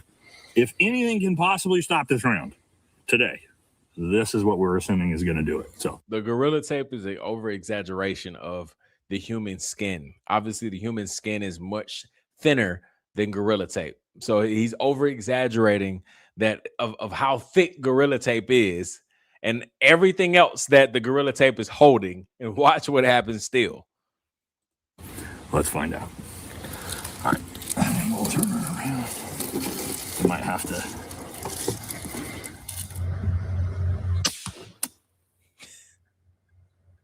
Okay, so this was what we thought maybe would be the thing that might stop this round, right? We did a brand new massive cow neck vertebrae wrapped in about 8 inches of sheep meat, and then also sheep shoulder blade. Okay, so I don't know how. So sheep shoulder blade, sheep meat, and a cow neck. How many layers of massive bone and Gorilla Tape. But as you can see, we had a separate cow bone. I'm sorry. Separate IPSC on the bottom. Well, as you can see, they blew through everything. So let's still has an exit wound. See the results here. So here's the exit wound, as you can see. And we shot it actually from the front of the pork shoulder, but as you can see it, I mean, look at this whole shit. The front is important because the front means it went through more, right? Charlie, they talking about it went through just a little side of his neck. When this went through the front, and it still blew straight through and through. Shattered the bone, massive exit wound. Here's the, as you can see here, guys. Here's our entrance wound. Right, great shot. Thank you. Look at that. That's about as perfect shot as you get. Straight through the front of it, and you guys can see look how much meat this is, guys. Look at me. Look at my torso here. This is all bone. Massive animal bone, brand new, not brittle. Butchered today. Straight through everything. Massive explosive. I mean, look at this. Look at that, guys. Straight through. Look at that hole. Look at bro. Oh my gosh, that's crazy. Exploded everything. So, again, this is about as close of a recreation of this actual shot we could possibly get, right? And this is just obnoxious.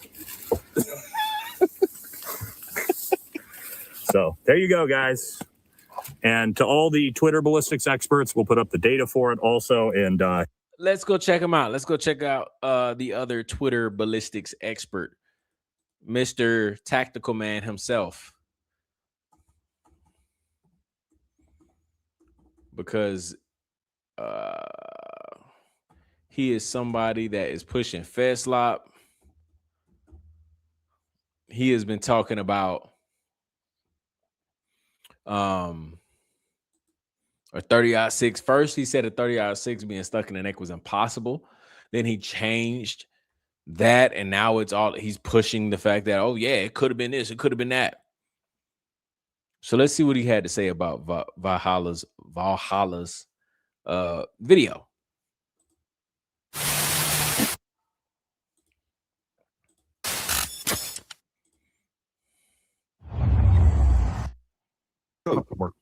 Yeah, I'm stuck. No, I know. Round is like 4 or 5, and he's a, and we will try to add you in. That's not what they mean. It's wrapped in Gorilla Tape. If anything can and Nate, you just speak up anytime you want me to pause it, and I will possibly stop this round today, this is what we're assuming is going to do it. Fast forward to this so I don't get hit with an audio copy. Listen, if I had $1 for every time good buddy Brian with every time I heard somebody say, I said if I had $1 for every time somebody said Gorilla Tape approximates human skin, man, I'd be rich. I'm just kidding. I'd have $0. I was gonna say I've never heard this before. I missed it on something. A Gorilla Tape approximates human skin. Oh yeah, dude, yeah. Every doctor I know is like, oh, Gorilla Tape. That's the one. This is what I be talking about, like these old heads. The Gorilla Tape is over exaggeration of the skin. So whatever, bro. Use. I see you've lost 25% of your skin. No, we're not going to do skin grafts. We're going to replace it with Gorilla Tape. Yeah, when it says Gorilla Tape, it's not actually made out of primates, in case you're wondering. Like, that's not what they mean by that. Me, of course, we did all this testing last time, but we've had some new developments, see, because now, after the trial, we know everything about the I'm going to try to put it on 1.25, just so we can speed through this. Shot. We know the distance. We know the up to a 9-degree ammunition that was used. Parameters of that ammunition. Do we know that what the ammunition that was being used? Do we know the parameters of that ammunition, Nate? We know the type. I think we know the make. We know it was a Remington. It has not been officially and we have not had a trial. That's not pre-trial. Pre means before. So we have not had a trial yet. What are y'all talking about? Like what? Just play the video or get your butt out there in the field. Like, bro. We had a pre-trial hearing. So we have not had a trial. So we have not a 125 grain because the shape of the bullet is completely different at 125. Correct. I think it's most likely 150 to 165 based on the overall length. But I'm curious to see what weight he actually uses. And here's the other thing that we can't recreate. And Nate, I'll just let you talk about why this is important. What we don't have is the rifle that it was shot out of. And why does that matter? Duh, Gary. Duh, bro. They're trying their best to recreate the crime scene, replicate whatever happened that day. Instead of complaining, you get out there and do it. Valhalla is using what he's great at to its full potential. You are sitting here yapping like me. I don't know what to do with ballistics. I couldn't go out there and do all that. I don't have the resources for that. You got all them guns behind you. And he's sitting here just complaining. I haven't seen one video of him going out there in the field trying to educate us on how a 30-06 could potentially get lodged into something. He hasn't done that one time, but he's gonna sit here and critique Valhalla's video the entire time. A lot of reasons. Number one is and I don't know how well it was made. In the same way you 4 locked rounds today for our testing. And to really drive it home, we also are going to be testing a hog. Now, this hog, of course, for this, we can come after us. We just watched this video, obviously, so I'm going to skip to parts where Gary is providing feedback or commenting and his opinion on what's going on. Now, we're also going to be testing some other things again. We got cow femurs, we got cow vertebrae wrapped in meat. We're going to test all of it. And again, this is what we're going to do. And all right, so as you can see, 141 yards. 9 guys, first test before we get to the big boy hog. We're going to do pork shoulder blade. It's frozen also to add a little resistance. We've tested these ones before. And then guys, these are brand new. This is as of today. Folks, we don't need resistance. Again, a bullet is going to go through something harder, more likely than something that is malleable. In the same way that we can take a mild piece of steel and we're going to shoot through that, let's say, 1/4 inch. We're going to shoot through that pretty easily. And we can take a 1/4 inch thick piece of Kevlar, because what we need is energy displacement and dissipation. When you freeze this, that's not what it does. It turns this into a harder, where the energy is going to stay concentrated in one spot and not actually displaced like we would need to see it. And that's why this is the difference between shooting a number one, just a live human being, even different than shooting a unlive human being. And much less we start taking little pieces of meat. I mean, what were we talking about there? Like a 6 or 7 pound piece of meat? We can take that same piece of meat, or wherever that meat came from, I guess a pork shoulder. We take a 140 pound whatever. Even if it's the same thickness, especially if we're now sort of recreating like a human being, like it's not going to have the same effect, and the penetration is going to be different as well. So, I mean, shooting, a 6 pound piece of meat is not the same as shooting a 220 pound human being. It's not even close. Yeah, well, you're also not shooting a 220 pound human being, right? It's just the neck. That's it. It's just the neck. We're just comparing bones here. Neck to the hardest part of a pig, right? It's comparisons, it's over exaggeration, basically letting you know that the softest part of a human, somehow a 30-06 got stuck in there, but I'm going to shoot the hardest part of a pig and it went through and through and it obliterated it. Why are these people acting so dumb? Anything else to add to that, Nate? Right. It's dissipate. If you shoot a 50, you should get it.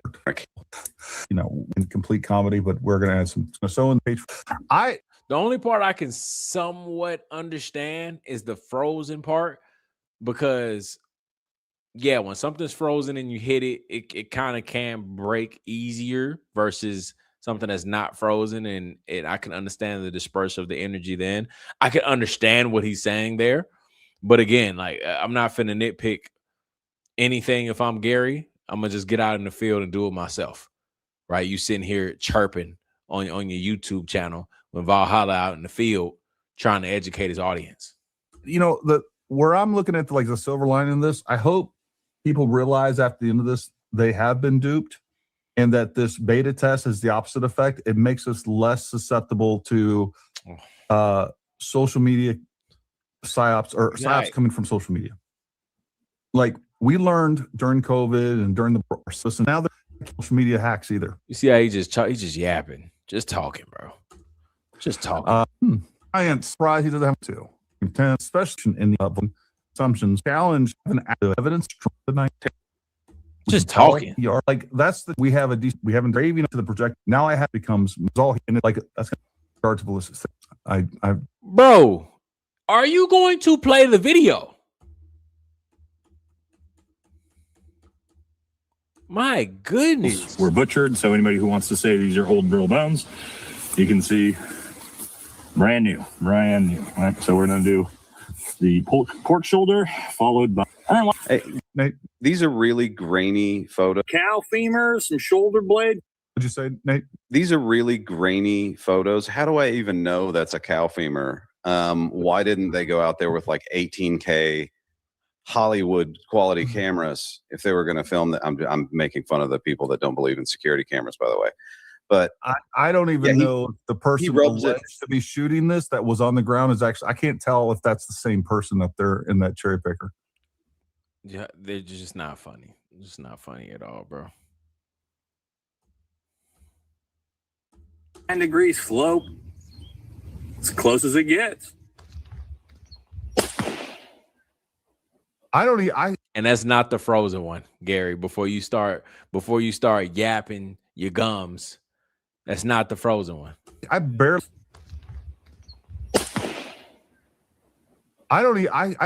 saw. I don't even know if that was actual recoil up there in that screen. Like I didn't even see a muzzle flash. They could have just had something that exploded. They're just trolling now, bro. They're just trolling for anybody that's not picking up what they're putting down. They're just trolling at this point. I don't know what's happening. They're pissing me off. Already attached to this. They could have had a road mic in the marrow and then detonated it. I'm just kidding. Not wrong. But now I'm doing the ad hominem thing. I need to stop. I thought we were shooting the other one first. Oh, there we go. I guess we did. Oh, we're just shooting. This okay, is guys. So here is our cow femur, and again, this was literally. What'd you say? I'll wait when they get over there. Just butchered today, brand new. And as you half of it still even no pieces just exploded through. That's our exit one. This is the frozen. Right. So, yeah, the bullet's going to go. It went through obviously, but look at all those holes. And do you think those were made with meat, or do you think they were made with bullet fragments? And look at that sideways rip in that thing. I mean, it is nasty. So I bet that bullet, and I don't think it's inconveniently like they just happened to not set up like a bullet trap or something to kind of catch the projectile that was a little soft, maybe some clay block behind it. Yep. So we can't see what these things did to the bullet, but I bet those bullets are in multiple pieces and torn or ripped apart. Right. 100%. Which is kind of what we saw in Charlie. Yeah. And what we haven't seen so far is, again, even with this, doesn't replicate it, but well, you know what? I'm going to see what they unwrap here. Exit wound. Yeah. Here's our entrance wound here. And this is the frozen pork shoulder. You guys can see this is beefy. And as you can see, it just absolutely obliterated. Frozen pork shoulder. This pork shoulder straight through the bone. Right through the backstop. All right, guys. Hope everybody's enjoying this video so far. Test so this entire animal's. That was.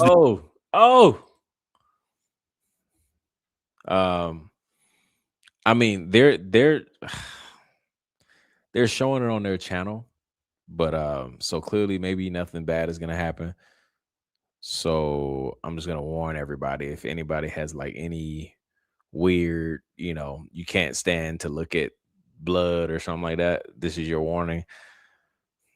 Or if y'all just want to listen to Gary, that's fine too, but we'll see. The lower base neck shot, as you can see, this rip hole is.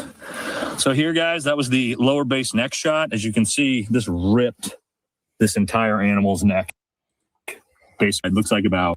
So again, biggest part of. All right, now we're gonna send big. Hold on, Gary, you ain't had nothing to talk about. Gary didn't have anything to say about him shooting a hog in the neck. He didn't say a word. I didn't skip anything. Again, so the way in here next. It's entire. All right, guys. Hope everybody's shoulder straight through the bone, right through the backstop. All right, guys. Hope everybody's enjoying. Look, Gary didn't say nothing in, and then he gonna pull up the hog, and Gary still don't say nothing. Basically in half. That was our mid neck shot. Blew through, just shattered everything inside. Looks like about all the way in here, 4 inches to 4 inches. Completely ripped this entire neck apart. So, well, and this neck is, again, probably 2 to 3 times. Look, him and Buddy silent. Times as big, wide, strong as Charlie's neck. There you go. All right, now we're going to send one at the mid back to basically the biggest part of the. I would have liked to have seen what that looked like. I don't even know what that shot looked like or how that hog was set up. And I think that's what he was basically saying, is that they're not going to show it. Matter of fact, I know that's what he's saying because. No. I think they do. Well, they don't. You're looking right at it, Gary. What are you talking about? You can see how it's set up. You can see the shot. You just ain't got nothing to say. Actually show I think they black it out because they're blacking out the animal's face, but I think they do show it. Yep, there it is. Blew right through there. Look how big that hole is. You're looking dead at it. So here, guys, that was the lower base neck shot. As you can see, this ripped this entire animal's neck basically in half. That was our mid neck shot. Blew through. So the hog was already butchered. So where do you have this split up the middle? That's what I don't know. If he's shooting just through the split, you're missing a bunch of. It looks like he shot through the backside, according to just what that looks like. You guys tell me if I'm wrong. That's what it looks like. It looks like he's pointing at the exit wound. Yeah. Right. But it still goes through the neck. All right, bro. Okay.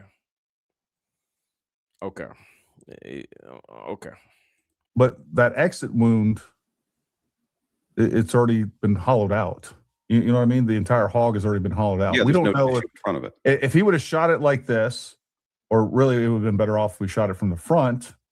That would have simulated it better without it had already been butchered and without the linear slit up the middle of it. Because we don't know if that round would have stayed within that animal. That's basically what I'm saying. Yeah. Yeah. So here, guys, that was the lower base neck. That's all you got to say, Gary? I mean, don't get me wrong. I understand what you're saying.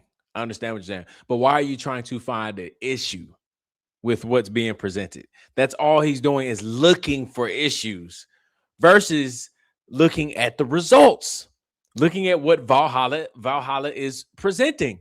He's trying to find issues with absolutely everything. And if it's not an issue, he's just radio silent. He has nothing to say. But now he's like, oh, it was already cut up. Oh, this, oh, that. He should have did this. Gary, get your butt out in the field and do it then.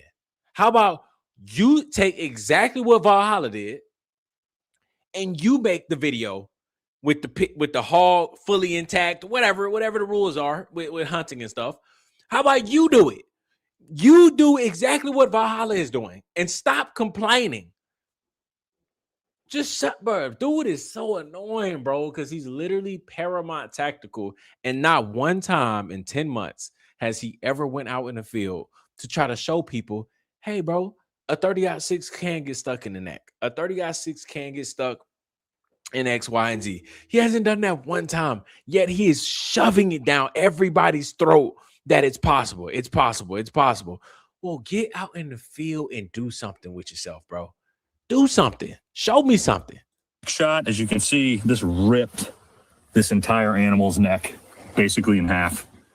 That was our mid neck shot. Blew through, just shattered everything inside. Looks like about all the way in here, 4 inches to 4 inches. Completely ripped this entire neck apart. So, well, you know. Do you understand that, Gary? Even with the pig already split, you can still see the damage. That's the point. Charlie dang near had no damage, bro. He had the damage on a small little, I think it was an exit wound, but he had the small little damage and then nothing really else. They talking about it hit like the spine and went down and all that other stuff. If he had that type of neck damage, we would have saw it that day. And this neck is strong as Charlie's neck. There you go. All right, now we're going to send one at the mid back to basically the biggest part of the animal and see what happens. I'm not going. Valhalla is funny when he has like that. His mannerisms and stuff is actually hilarious. The biggest. There you go. All right, now we're going to send one at the mid back to basically the biggest part of the animal and see what happens.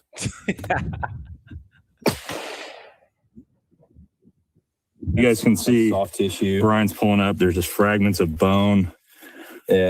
It just fragment of bone buried inside the cavity right there. No round. It just ripped this entire animal in half straight through the spine. And again, this was fresh as of hours ago. This is basically, the closest thing you're going to get to a live animal that you have. And this is insane. I didn't expect this. For this to rip this animal in half like this.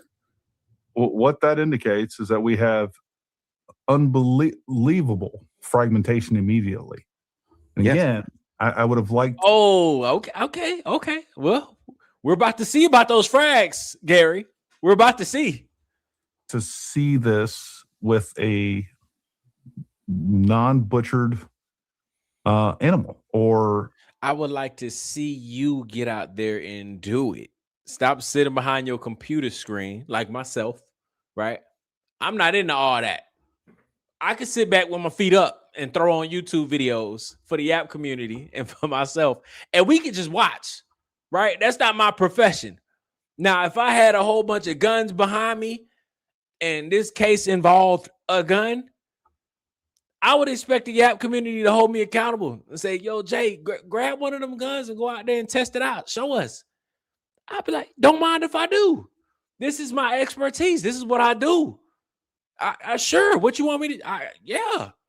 That guy, I don't know if y'all follow that guy. I do, because I be bored and be watching some crazy stuff at night. But he be like shooting through all types of random stuff. And he's like, today we're going to shoot through 100 sheet pans and see which bullets go through what. And he's like, we're going to start with a 9mm and we're going to work our way up all the way to a 50 cal. And he'll shoot like a 9mm, a 45, a Desert Eagle, a Slug, which is like a shotgun, a 30-06, all the way to the 50 cal, which is like a heavy sniper. I just be watching those. And you just see what can go through, what can lodge, what can stop a bullet. Like, I'm finding out the other day that a sandball, like a 20-pound sandball, can stop a bullet. But I sit there and watch his videos all night when I'm about to go to sleep. That is what you call using your free will. Okay? He is using his expertise and his heavy ballistics, all of that. And he's using it every day. He's just shooting random stuff, teaching us stuff, educating us on stuff. Gary can do the same exact thing. Instead, he wakes up and starts tweeting about Candace and how Candace is so evil every single day. Now we're sitting here watching him watch Valhalla, and he's sitting here like, I wish he would have did this. I would like to see this. Dog, you can do the same exact thing. You have the same exact resources. Like, don't piss me off, Gary. If the areas that you're going to shoot, don't leave open. Right. But again, it is what it is. Our bullet lost a little bit of weight. Is that a small, tiny little piece of the jacket? Yep. That's barely the size of a head of a So this is great to look at. Let's see if I can pull this up. So guys, as you say, Charlie supposedly had the round plus 7 fragments. And it just shows you how small those fragments become very quickly. Yeah. All we got was that tiny little sliver of jacket. All the rest of it went through the pre-made hole. Everything else went through the pre-made hole you already had there. Crazy, dude. Look at that. It just ripped this animal in half. That wasn't even attached. Wow. Okay. So next we're going to try pork shoulder with a cow femur. Or should we do vertebrae? Cow vertebrae, neck vertebrae, wrapped in frozen pork shoulder. Maybe something will stop this round, right? You better use a lot of Gorilla Tape too to give thick skin. All right, guys. So this is like the most obnoxious test ever, or actually, kind of maybe it is 3 inches thick in bone, attached to also a pork shoulder blade with plus wrapped in. This is what we're assuming is going to do it. Might have to.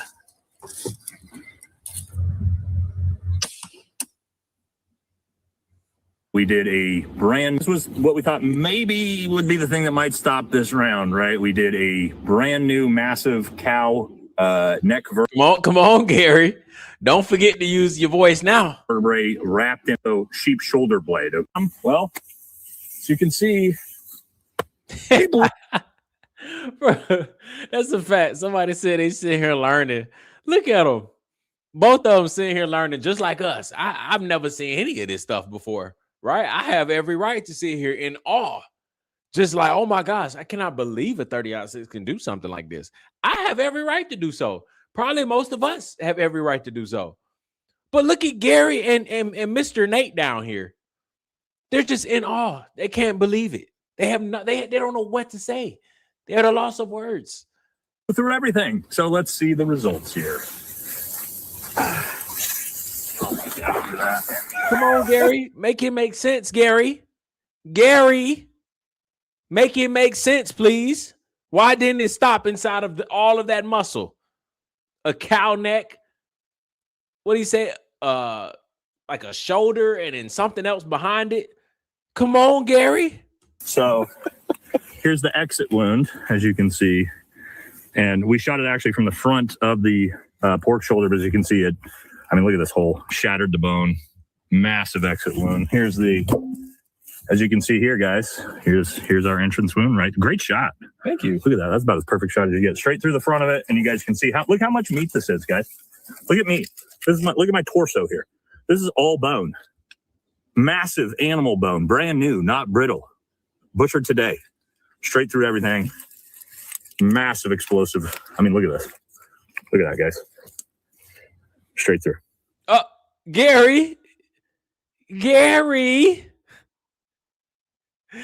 Gary, why are you still silent, my boy? Talk to me, bro. I need something. Exploded everything. So, again.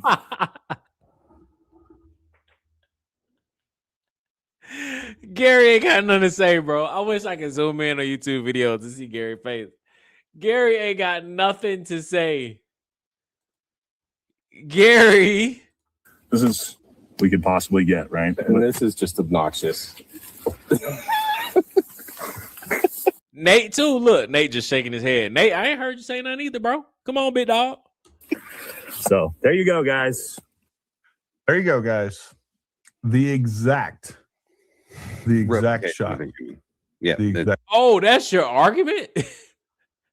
Your argument is that it just wasn't the exact shot. It just wasn't Valhalla and his buddy in the woods actually shooting the person. That's the argument. That's the best you got.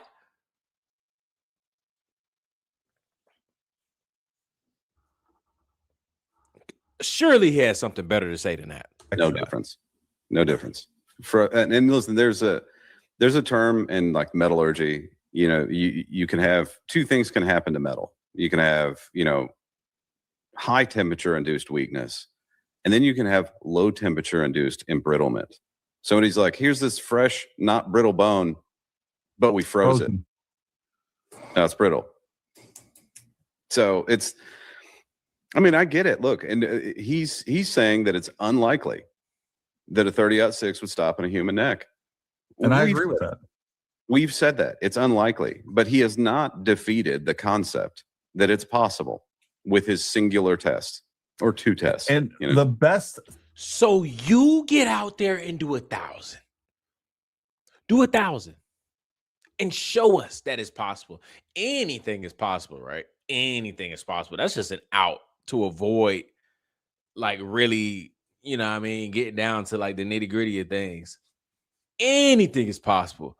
But how about instead of criticizing or critiquing Nate going out there shooting something 5 to 10 times and all 5 to 10 times produced an exit wound? All of them. How about you get out there, shoot 1,000, go for 1,000, go for 500, go for 100, and show us that it's possible versus trying to throw down, shove down everybody's throats that, oh, it's possible. A 30-06 can get stuck. Okay, but the problem is that it's highly unlikely. Highly unlikely. And when you throw in that, oh, the human neck is the target, that makes it almost impossible. Almost impossible. Because we cannot find a single lick of evidence that would replicate that exact scenario. So when you got people that's out here trying to do their best and say, look, I ain't got a human neck, obviously, but I'm going to show you a lot of different things that are much stronger than a human neck. And I'm going to shoot it from the same distance, same angle, same round, or closest to it, and do what I can to the best of my ability. I don't know how many times Nate said in this video, this is the closest we can get to replicating the shot. And the fact that y'all's argument is that it wasn't the same. Oh my gosh, bro. Tests that we have are Martin Luther King, Chuck Ritter, Shane Hill. When he says Martin Luther King, y'all, I just want to smack him, bro. Like, not like that. I'm not like a violent person. Just one of them, like, you just sound so dumb, man. Because Martin Luther King, we talked about this in the last Yappisode, dude. Or no, we talked about that on Allie Beth Stuffy when she was educating us on ballistics. Martin Luther King is not a great example. You cannot look at Nate and what Nate just did in those videos, Valhalla. You cannot look at all of those things that he just did, disregard that, and then say Martin Luther King. Like, you sound dumb, bro. It's as close as it could possibly be to replicate it. And all three of those people were shot with 30-06, closer distance than Charlie. Man, mind you, let's take what he's saying in theory. 3 people out of how many? Right? And then on top of that, out of those 3 people, none of those were in the same place as Charlie. Martin Luther King was hit in the jaw first. So it hit a strong bone first.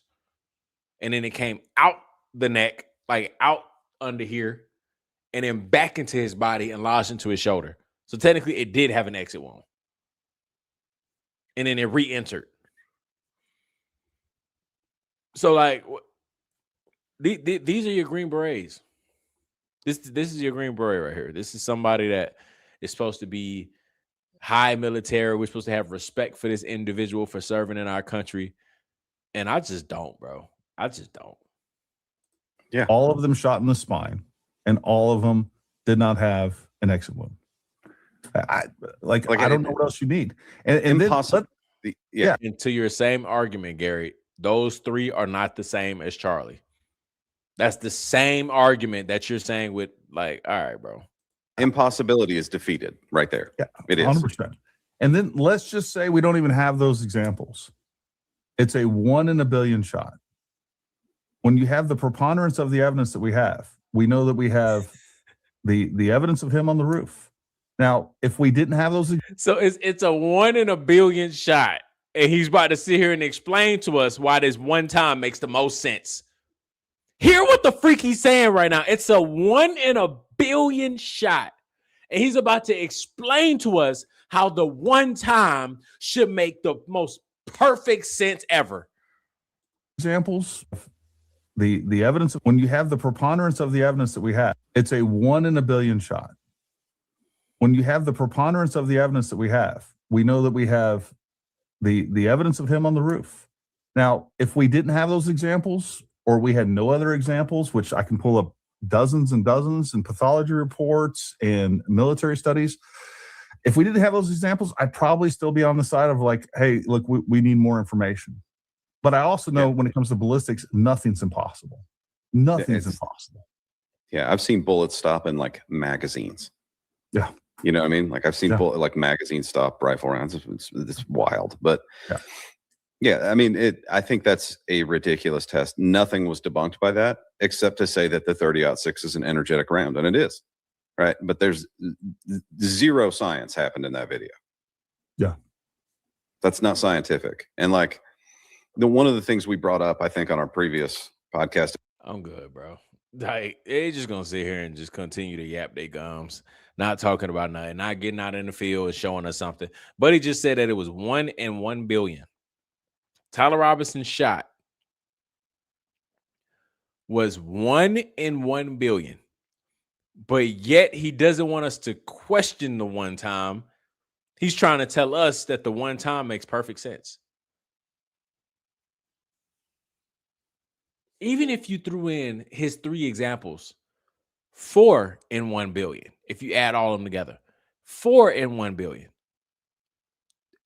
Do y'all, unless you purposefully are over exaggerating, but do you realize the likelihood of a 4 in 1 billion?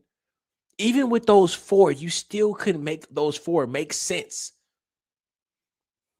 And like someone just said in the chat, the people that were shot with a 30-06, it was back in the day. Folks just accepted what they was told. But again, if I'm just going off of Martin Luther King, like, okay, I could see how it makes sense. In the jaw, out, back into the body, lodged in the shoulder. That's a lot of energy for it to be dispersed and lodged in. I can understand that. But with Charlie, bro, it's just not possible. It's just not possible. I just can't believe Gary. That was my first time listening to Gary's response. And I just can't believe Gary, instead of saying challenge accepted, Nate, I'm going to go out in the field and do what I do. He would never, because he would come back with the same results as Nate. He would come back with everything having an exit wound. Everything. And it would be a weird video because he's trying to push something that's 1 in a billion, but every single test that he will do will have an exit wound. Even if he does 100, it will be 100 exit wounds. Pretty sure, right? 1 in a billion chance that it might not be an exit wound. It might be 1 out of 100, but it's going to be 100 exit wounds, more than likely. And he can't come back to his YouTube channel or his page and say that. He can't come back and say what happened in those findings. It would just go against what he's being paid to push. It's ridiculous. But let me know what y'all think about all of that. I mean, it's ridiculous, man. But let's get to the Yap community and see what y'all been talking about. Make sure you guys hit the like button again. I appreciate y'all for joining on this beautiful Sunday night as we go into the new week. If you are new to the channel, don't forget to hit the like button as well. We are on the road to 25K. I also, let me actually pull it up because I keep saying it out loud, but I don't ever pull it up. If you want to support the channel, you can always head over to buymeacoffee.com. You'll see me over there, Jay the Yapper 1, if you want to support the channel. You can also become a member. You can join the Yap family and become a member. We have a lot of things planned in the future for members, obviously member lives and all types of stuff. So I'm excited. It's kind of like a new chapter to continue to expand the Yap community. We won't stop. We're going to keep it going. Keep in mind also some more housekeeping stuff. This week is the due date for Baby Yapper number 2. So the time is here. It was actually the 28th, right? So this is the crazy part. So Baby Yapper number 2's due date was the 28th. And we had an OB appointment on Friday, the 17th. And on the 17th, no, I'm not going to start doing member only lives. Like, when I do start doing members only lives, it's going to be 1 to like 5 regular lives. But eventually I'll get to it. Yes. But it won't, like, it's not going to at all change what's happening here. Like, it's going to probably be a day that I usually don't go live. It'll be a members only live. So usually Wednesdays I don't go live. Wednesdays and sometimes like Saturdays. So Wednesday or Saturdays, instead of not going live at all, I'll have a members only live. So it won't affect anything or change anything. It'll just add a day. Anyways, Baby Yapper number 2 is going to be here this week. The due date was originally the 28th. We had an OB appointment on Friday the 17th, and we were told that his size and his growth and all the other stuff, he's always been ahead of schedule because they already been trying to prepare us for like an early labor. So we've been planning for that, but then they officially labeled it as an early labor because on Friday they told us that the due date moved up from the 28th to the 25th. So that is now this Saturday. So that means that everything is going to happen. Well, you know, it might happen this week. I'm planning for this week. So be on the lookout for that, because as soon as that happens, obviously, you know, I got to get used to the new routine, see what works, the different schedules. So be on the lookout for that. Baby Yapper number 2, if I'm guessing, will happen this week. I told y'all already, my guess is the 23rd. We'll see, that's Thursday, but I think something's going to happen this week. So I'm just getting prepared. I'm going to do my best to update y'all. Like, I'll probably make a post on YouTube, like in the little community section, saying, you know, when he arrives. So, you know, I appreciate everybody for the support and always checking in on that, because this is the week. It's game time, baby. It's game time. It's game time. And I'm excited. So I'll definitely keep y'all in the loop. And we're not stopping anything. Like I said, just gonna figure out some new routines and stuff like that. But we're gonna stay at it. Let me see. All right, let's get to the Yap community. See what y'all been talking about.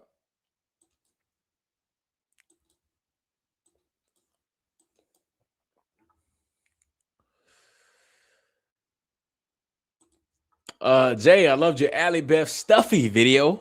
Great stuff. I used to like her until her holier than thou attitude really came out about pit bulls.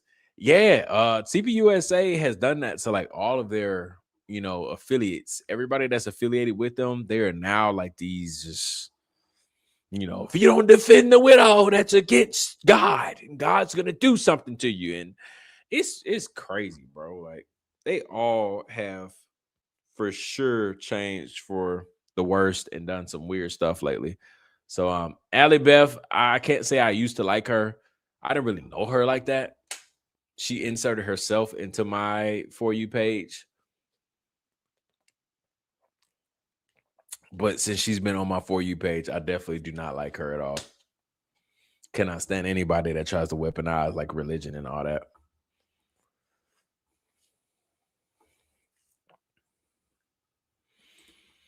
She married him when TPUSA was worth 50 million. Now 5 years later, she's worth 50 million. That is very true. That is crazy.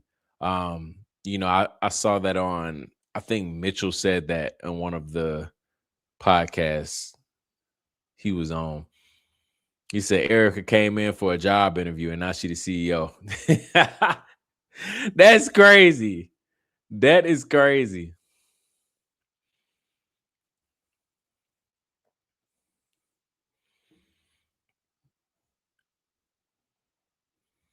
And y'all see it. Y'all gotta understand, man. We different over here in the Yap community too. I go through the comments. You know what I mean? I obviously I can't hit on every single one, but I go through the comments. I love yapping. I love yapping with y'all. And that's the unique thing about this channel.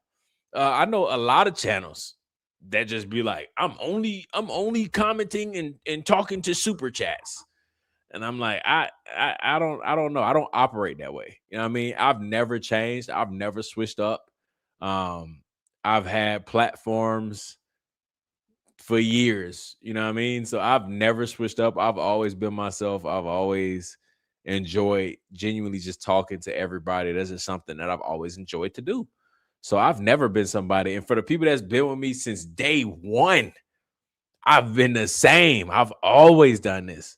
But I've recognized that like a lot of people really do be like, I'm only reading super chats. And I'm like, that's not what it's about for me. For me, it genuinely is about community. I love building community. I love talking to people, hearing different perspectives and all of that stuff. The only time I ever I'm like, okay, it's only super chats is if it's like some type of interview or something like that. Like when we had like Lisa Knows at one time and it was packed. And that's when I'm like, okay, we obviously got to keep it, you know what I mean? Keep it going and stuff like that. But when it's just nights like this where we just chilling, vibing, I mean, I'm trying to get to as many as I can. I just genuinely enjoy it. And then when I don't, I also try to vocalize that because some nights I'm like, all right, bro, we went to 1:30, 2 o'clock in content, so I gotta go to sleep. So but that's what's unique about the Yap family, man. That's what we do over here, the Yap community.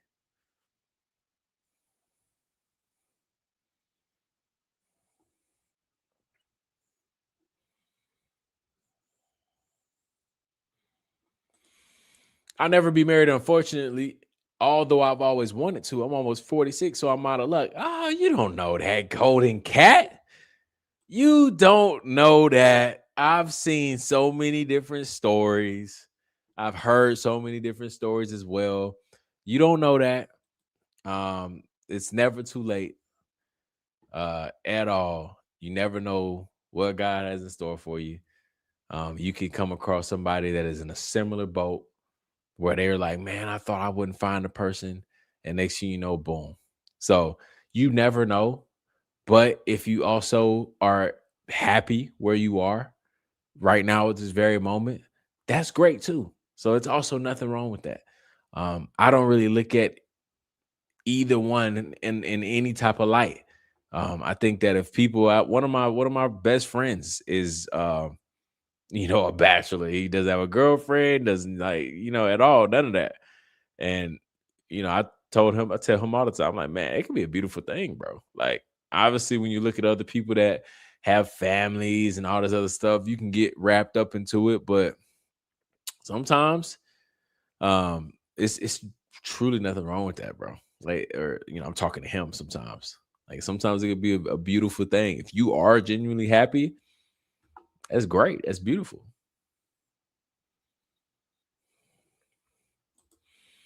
Was that a slight confession of what they are planning to do with Rob McCoy? I mean, I've said before that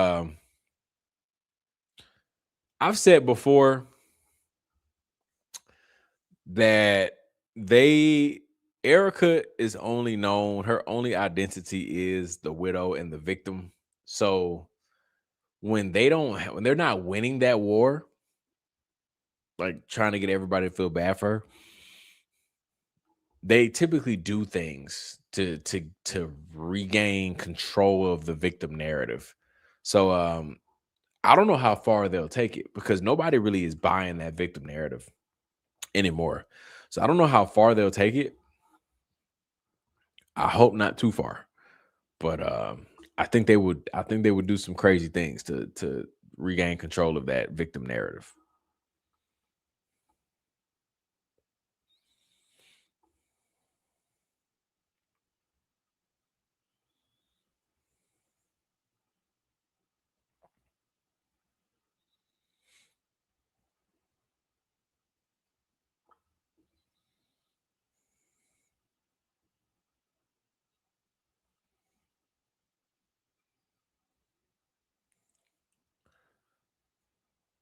Let's see.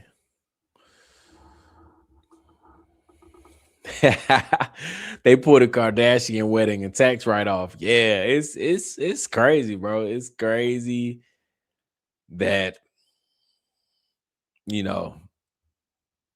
all of that was planned. All of it. The entire TPUSA wedding. The setup of them meeting each other. Like, it all was orchestrated and planned.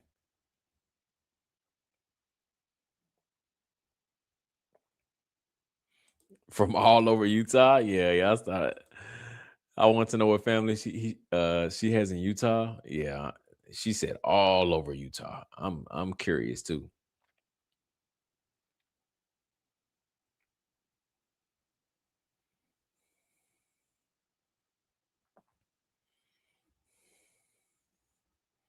Nah, she don't know what a single mom is. Wasn't there uncle at UVU? Maybe. I gotta go back and look to see what her family ties were at UVU.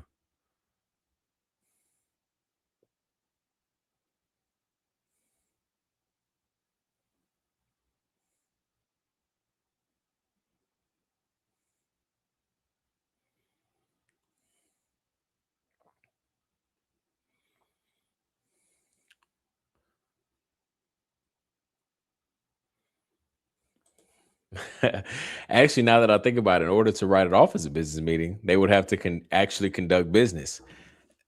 Now, ma'am, that is a great perspective there. That is very true. And they were, in fact, conducting business at the altar. You are correct.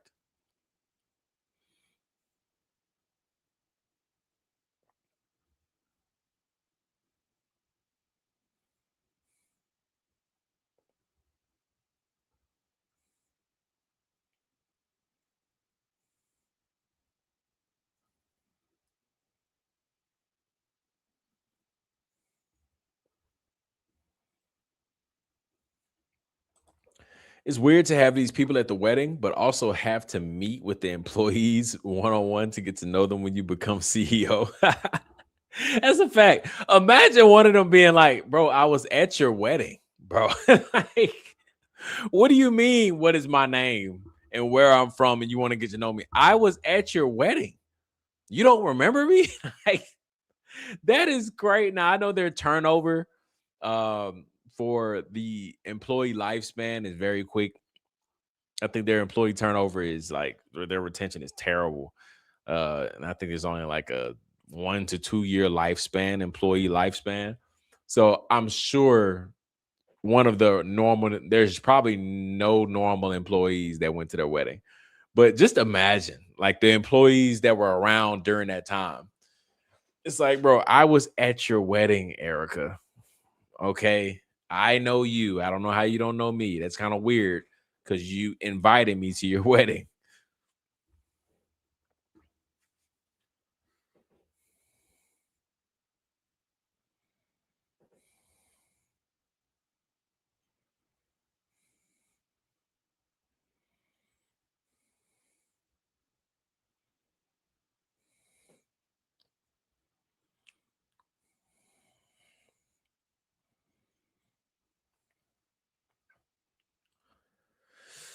Let's see.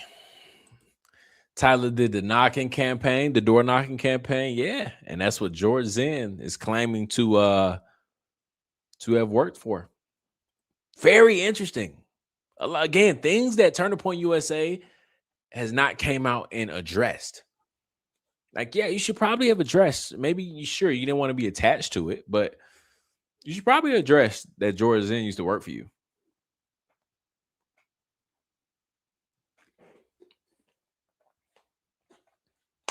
But obviously, Turning Point USA is all of it's weird. But one thing that I gotta figure out and probably look into some more is that someone brought to my attention that some of y'all probably already know this, but someone brought to my attention that Turning Point USA and Charlie when he was alive and all that other stuff, like they were behind, not maybe like the main driver of everything, but they were behind January 6th. Like somebody was sending me some receipts that like it was some receipts.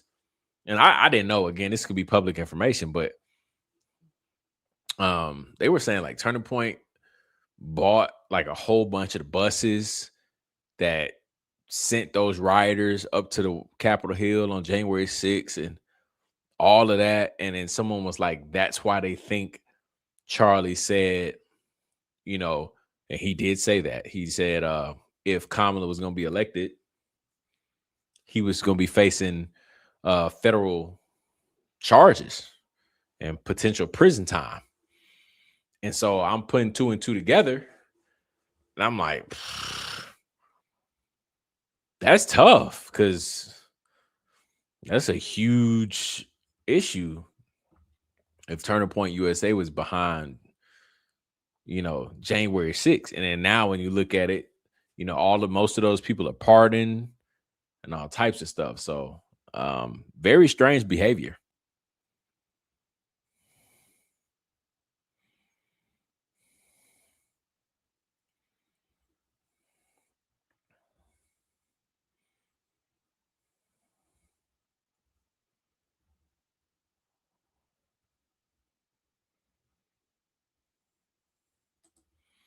George lied. He said he was paid to do that, then blames it on a medical condition.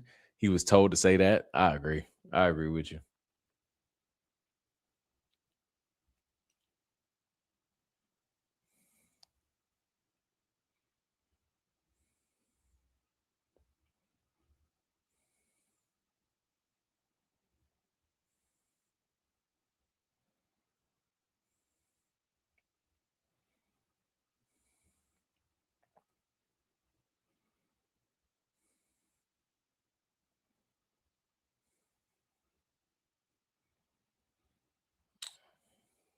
The world is a stage. It is all a show. Yeah. It's looking like it. Every day that goes by, more and more people are getting exposed.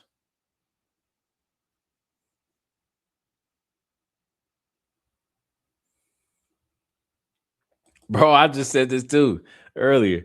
It just dawned on me this is not reality we have been living in. We are watching them produce a documentary in real time. I was just saying that. That's crazy.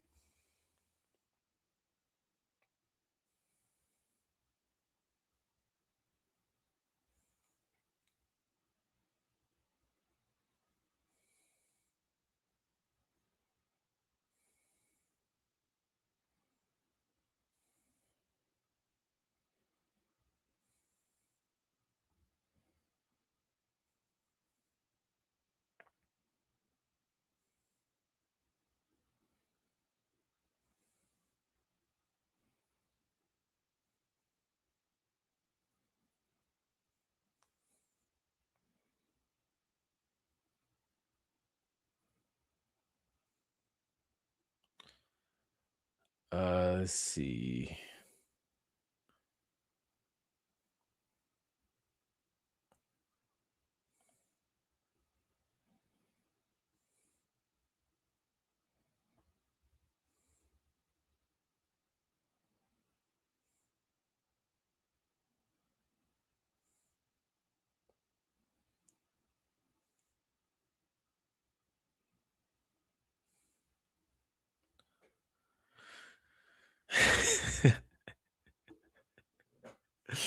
I ain't gonna comment on that.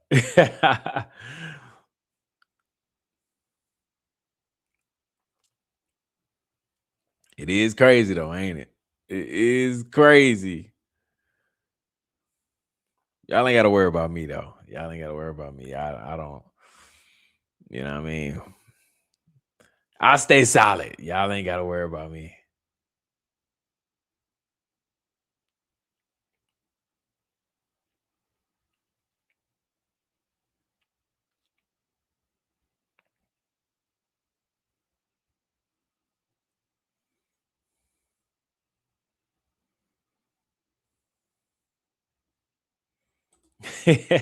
Barely getting any value from what Gary is saying. It's surprising he has an audience. It is surprising. I have no idea at all why people listen to him. Like, you know, it's supposed to be for ballistics, but now people go to him for gossip. Super weird.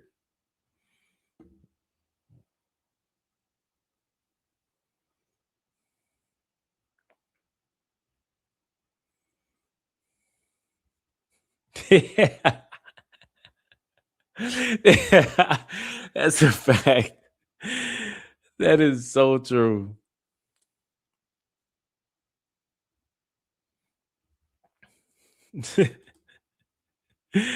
Gary is acting jealous.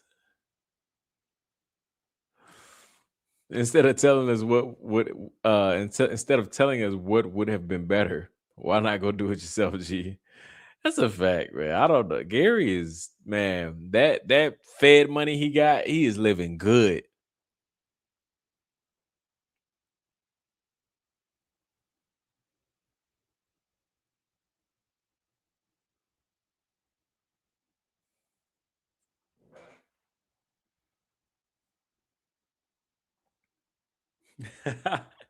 The audacity to say I would have liked to have seen this and that, bro. Y'all are clocking him. That is crazy. Valhalla is a real one. Yeah, from what it appears, man, I really do. I listen to a lot of his stuff lately. He seems like a very chill, very cool person.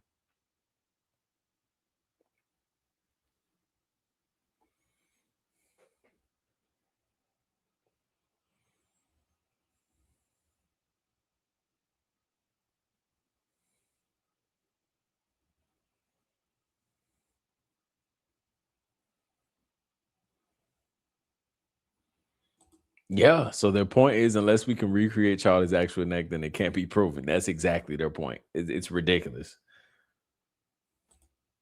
They're pretty much just saying, but it could be possible and be a miracle. Yeah.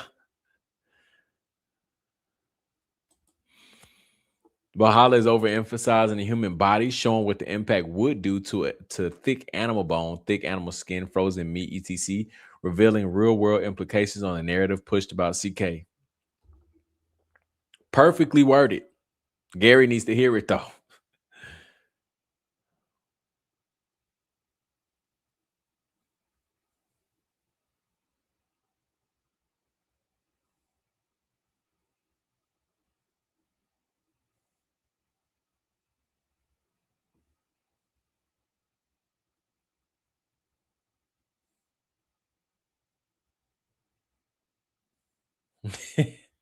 I didn't even catch that.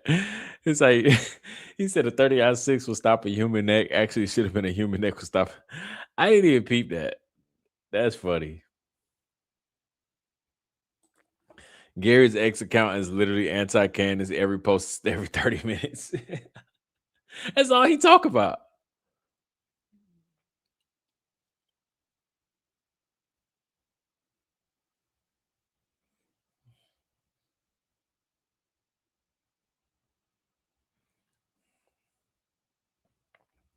I think we just talked about this. But yeah, that nothing's going to change. I'm not going to just be doing member only lives for it. Like, no. Out of 7 days a week, my goal is depending on routine and all that with the new baby, but my goal is 4 to 5 days of regular lives just like this, and 2 to 3 days of members only lives where we can really just chop it up and get very personal with everything versus that's what the whole point of the Yap family and the Yap inner circle and all that stuff is, just get very personal, continue to yap about all these things going on, hopefully be able to bring on some of these people that take forever to text me back, and do stuff like that. So definitely a lot of things planned in the future, and also like collabing amongst each other and in the members only lives and live chats and stuff like that, just to figure out like who that's a real one that we can work on, like bringing up to the channel and hearing their perspectives and views and chopping it up, having an open conversation with them and stuff like that. Because I value, I value the Yap community's opinion on what y'all think on people to bring on this channel. Because, we talked about Lisa before and how she came up, and I think she had hit me like 2 or 3 times, and we did like a poll the whole week. It was like, does the Yap community want Lisa to come back up? Everybody was like, heck no. And she never did. So like, that's the whole point. And everything, we've been doing a pretty good job with like never being in any drama. I'm not even a fan of all of that anyway, so I don't know if that will be possible, but this has been like truly a great journey on YouTube of just protecting the safe space that we have created in the Yap community. Because I feel like a lot of people come in here that have perspectives of all sides, but we create a safe space where when people do leave, they leave happy. They leave knowing that it was a great conversation. Even Lisa, it was a crazy conversation, but she left from there happy that it went well and that we was respectful. And I even hear her to this day when she has interviews and collabs with people and stuff like that. She brings up our community all the time. She's like, I did the interview with Jay and it went great. It felt like it was out of good faith. Like, that's the goal.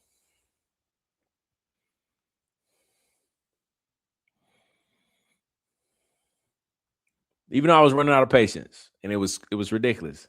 However, I'm never disrespectful though. I also only do things out of good faith. So at the time, I didn't really know who Lisa was. So I was like, bro, I just know I'm constantly arguing with this woman. I just need to bring her up so we can just go ahead and hash it out. But now I know that you are just paid to literally just lie. And I'm like, that's not out of good faith. So like Gary, I could never do an interview with Gary. I know I did that thing with Bays the other night. And he was trying to tell me to have an open mind to it. I would never do an interview with Gary because he doesn't approach anything in good faith. So I'm like, bringing him over to this channel for what? You know what I mean? Like, he's just gonna lie. He's not gonna be open-minded about anything. You know, I don't want that energy. So if he had some type of conversation out of good faith, I'd be open to it. But it won't be out of good faith. So there's no point in giving him that energy, nor do I want to help him build his audience. He is just somebody that just does not deserve anybody's time.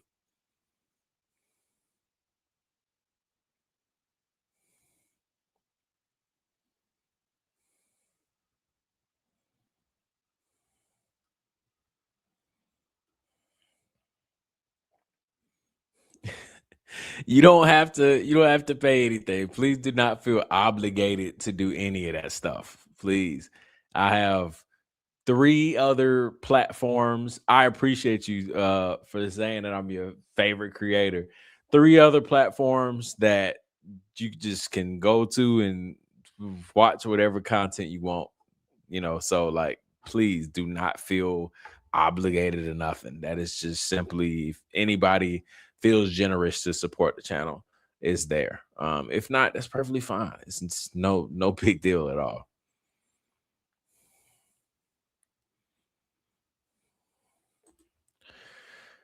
Oh, those are all the due dates. 21st, 23rd, 25th. The 20th, that's today. So somebody lost. We got tomorrow. The 23rd is mine. I know probably somebody else's too, but I know I voted for the 23rd and 25th. So yeah, it's gonna pop off this week. And I definitely will.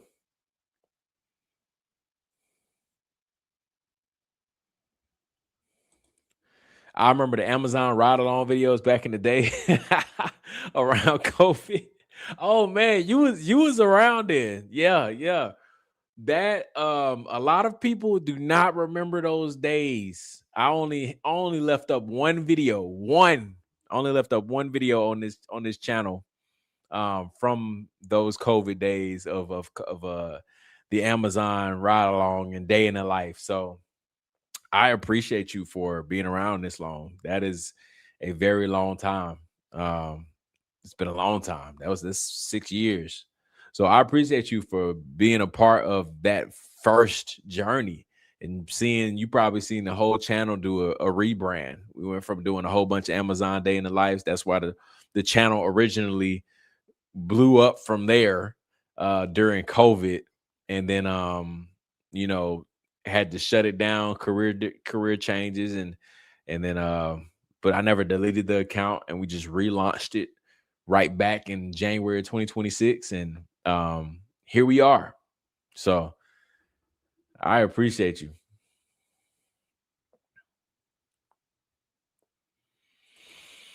I'm convinced that EK didn't have bridesmaids because she doesn't have friends, or at least one's her age, and she is like Meghan Markle, doesn't like the attention on someone else.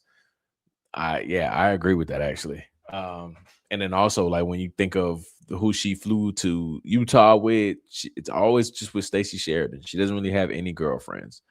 So I agree with you.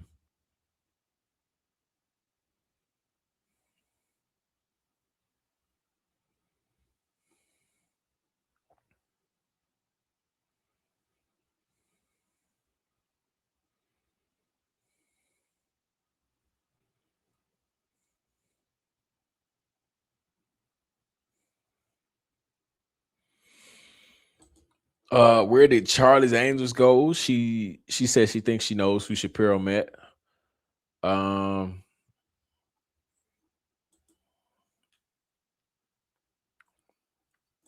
I didn't even know she was in here. I wish I was able to ask her.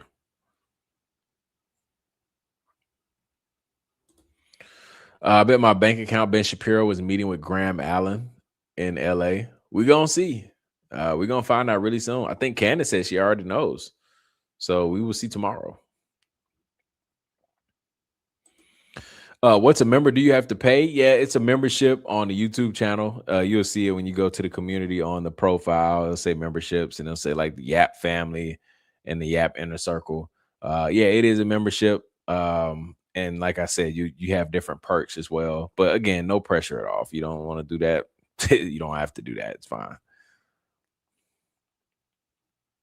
Lisa who? Lisa does not know.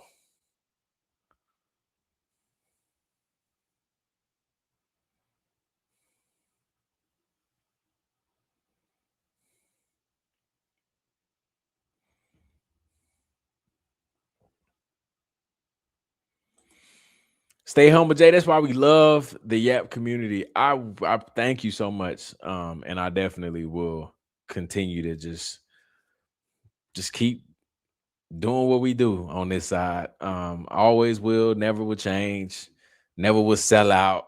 I'm also like, I don't know, bro. We've been in the social media space for years. So, you know, a lot of people get used to, you know, coming up or publicity or whatever you want to call it. And people tend to change up who they are, maybe switch up on other people and all that other stuff. But, you know, that's just what happens in life, really. It's a lesson in life in general. When people get some money, they switch up. When people get a new girlfriend, boyfriend, they switch up. People get a new job, they switch up. It happens. So that's definitely not me. I've been the same person forever. Had platforms with TikTok. I mean, like, we're sitting here building the Yap community, right? We're building this Yap community, you know, at a great pace, and it's beautiful, and I'm enjoying the journey. And then I also try to tell people all the time, I'm like, dog, like, TikTok is like 300,000 something, you know what I mean, supporters. We could be over there trying to continuing to build that. But instead, you know, we are putting in more time with YouTube instead of TikTok. And YouTube is with let's just say the new like 2.0 YouTube channel starting from January. We're at about like 6,000 or 7,000 subscribers since January. And so we're building that. But like I try to tell people all the time, I'm like, bro, it's 350 some thousand supporters on TikTok. I could just stay on that side and keep doing what I do over there, which I continue to try to do. Like, I never miss a day of posting on none of my accounts over on TikTok. But I genuinely like investing into YouTube and investing more into YouTube. It seems, I don't know, I just like it. I like the long form content. I originally come from long form content, and then I just randomly jumped into short form content when COVID happened. So, you know, I definitely, I don't have to worry about me switching up at all. I already know what it's like to gain this, lose this, gain that. So, yeah, y'all don't have to worry about that at all for me. Humble guy over here. Been listening in silence, but I'm here. That's cool. As long as you here, that's all that matters. That's all that matters.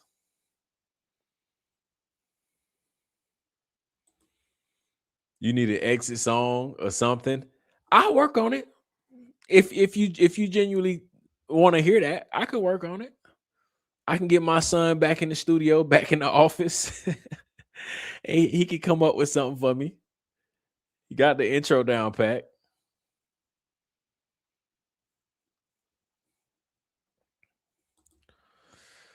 Speaking of their wedding, the two witnesses were EK's dad and TPUSA board member, Mark or Mike Miller. I'm not even surprised. But EK's dad, I am, because, again, she swears up and down she's raised by a single mom. The one thing I love about this channel is that you're as humble as the first day creator, but still have the quality of a long time creator. That's dope. I appreciate you saying that. You definitely made my night saying that. I greatly appreciate that. That had like a little ring to it. I gotta remember that. That's kind of dope. Humble as your first day creator, but still have the quality of a long time creator. That's dope. Thank you so much. I know a guy who what is that? FOIA their marriage license, and Utah won't send it, but did send their marriage arrangement. I don't know what that is though. They got married in Utah?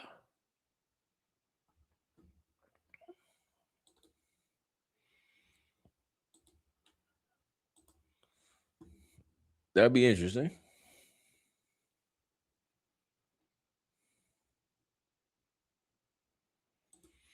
You said it yourself with MLK. It went through one of the hardest bone in the body and exited.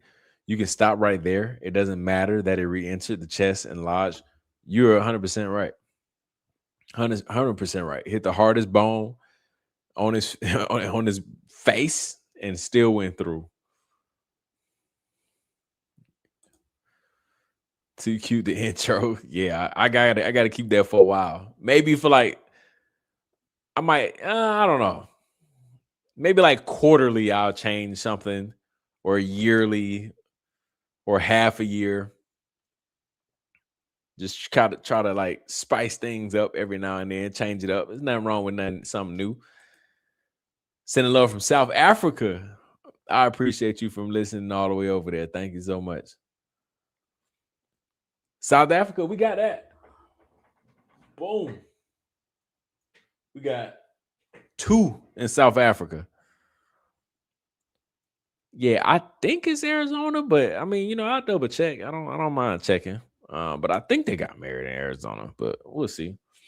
But that is it, man. I appreciate y'all again for listening to another Yappisode. Make sure, again, you hit the like button on your way out. And if you are new to the channel, make sure you hit the subscribe button. If you are watching the replay, I appreciate you watching the replay. You also can please hit the like button while you're sitting there watching it, and subscribe to the channel if you are new. Again, don't forget to turn your notifications on so you can be notified the next time we go live. What is today? Sunday. We'll probably go live. Probably go live tomorrow. I'm pretty much chilling at the house because I don't know when new baby Yapper number 2 gonna be here. So I'm not doing cardio Wednesday. Like, I'm just waiting. So I don't know how many times I'll go live this week because of that, but I do plan on going live. So make sure you turn on your notifications so that way you can be notified the next time we go live. Outside of that, I hope y'all have a great rest of y'all Sunday night, and I hope y'all have a great Monday morning, the beginning of the week. I will keep y'all posted if something happens with baby Yapper number 2. So please stay tuned. Outside of that, love y'all, and I'll see y'all in the next one.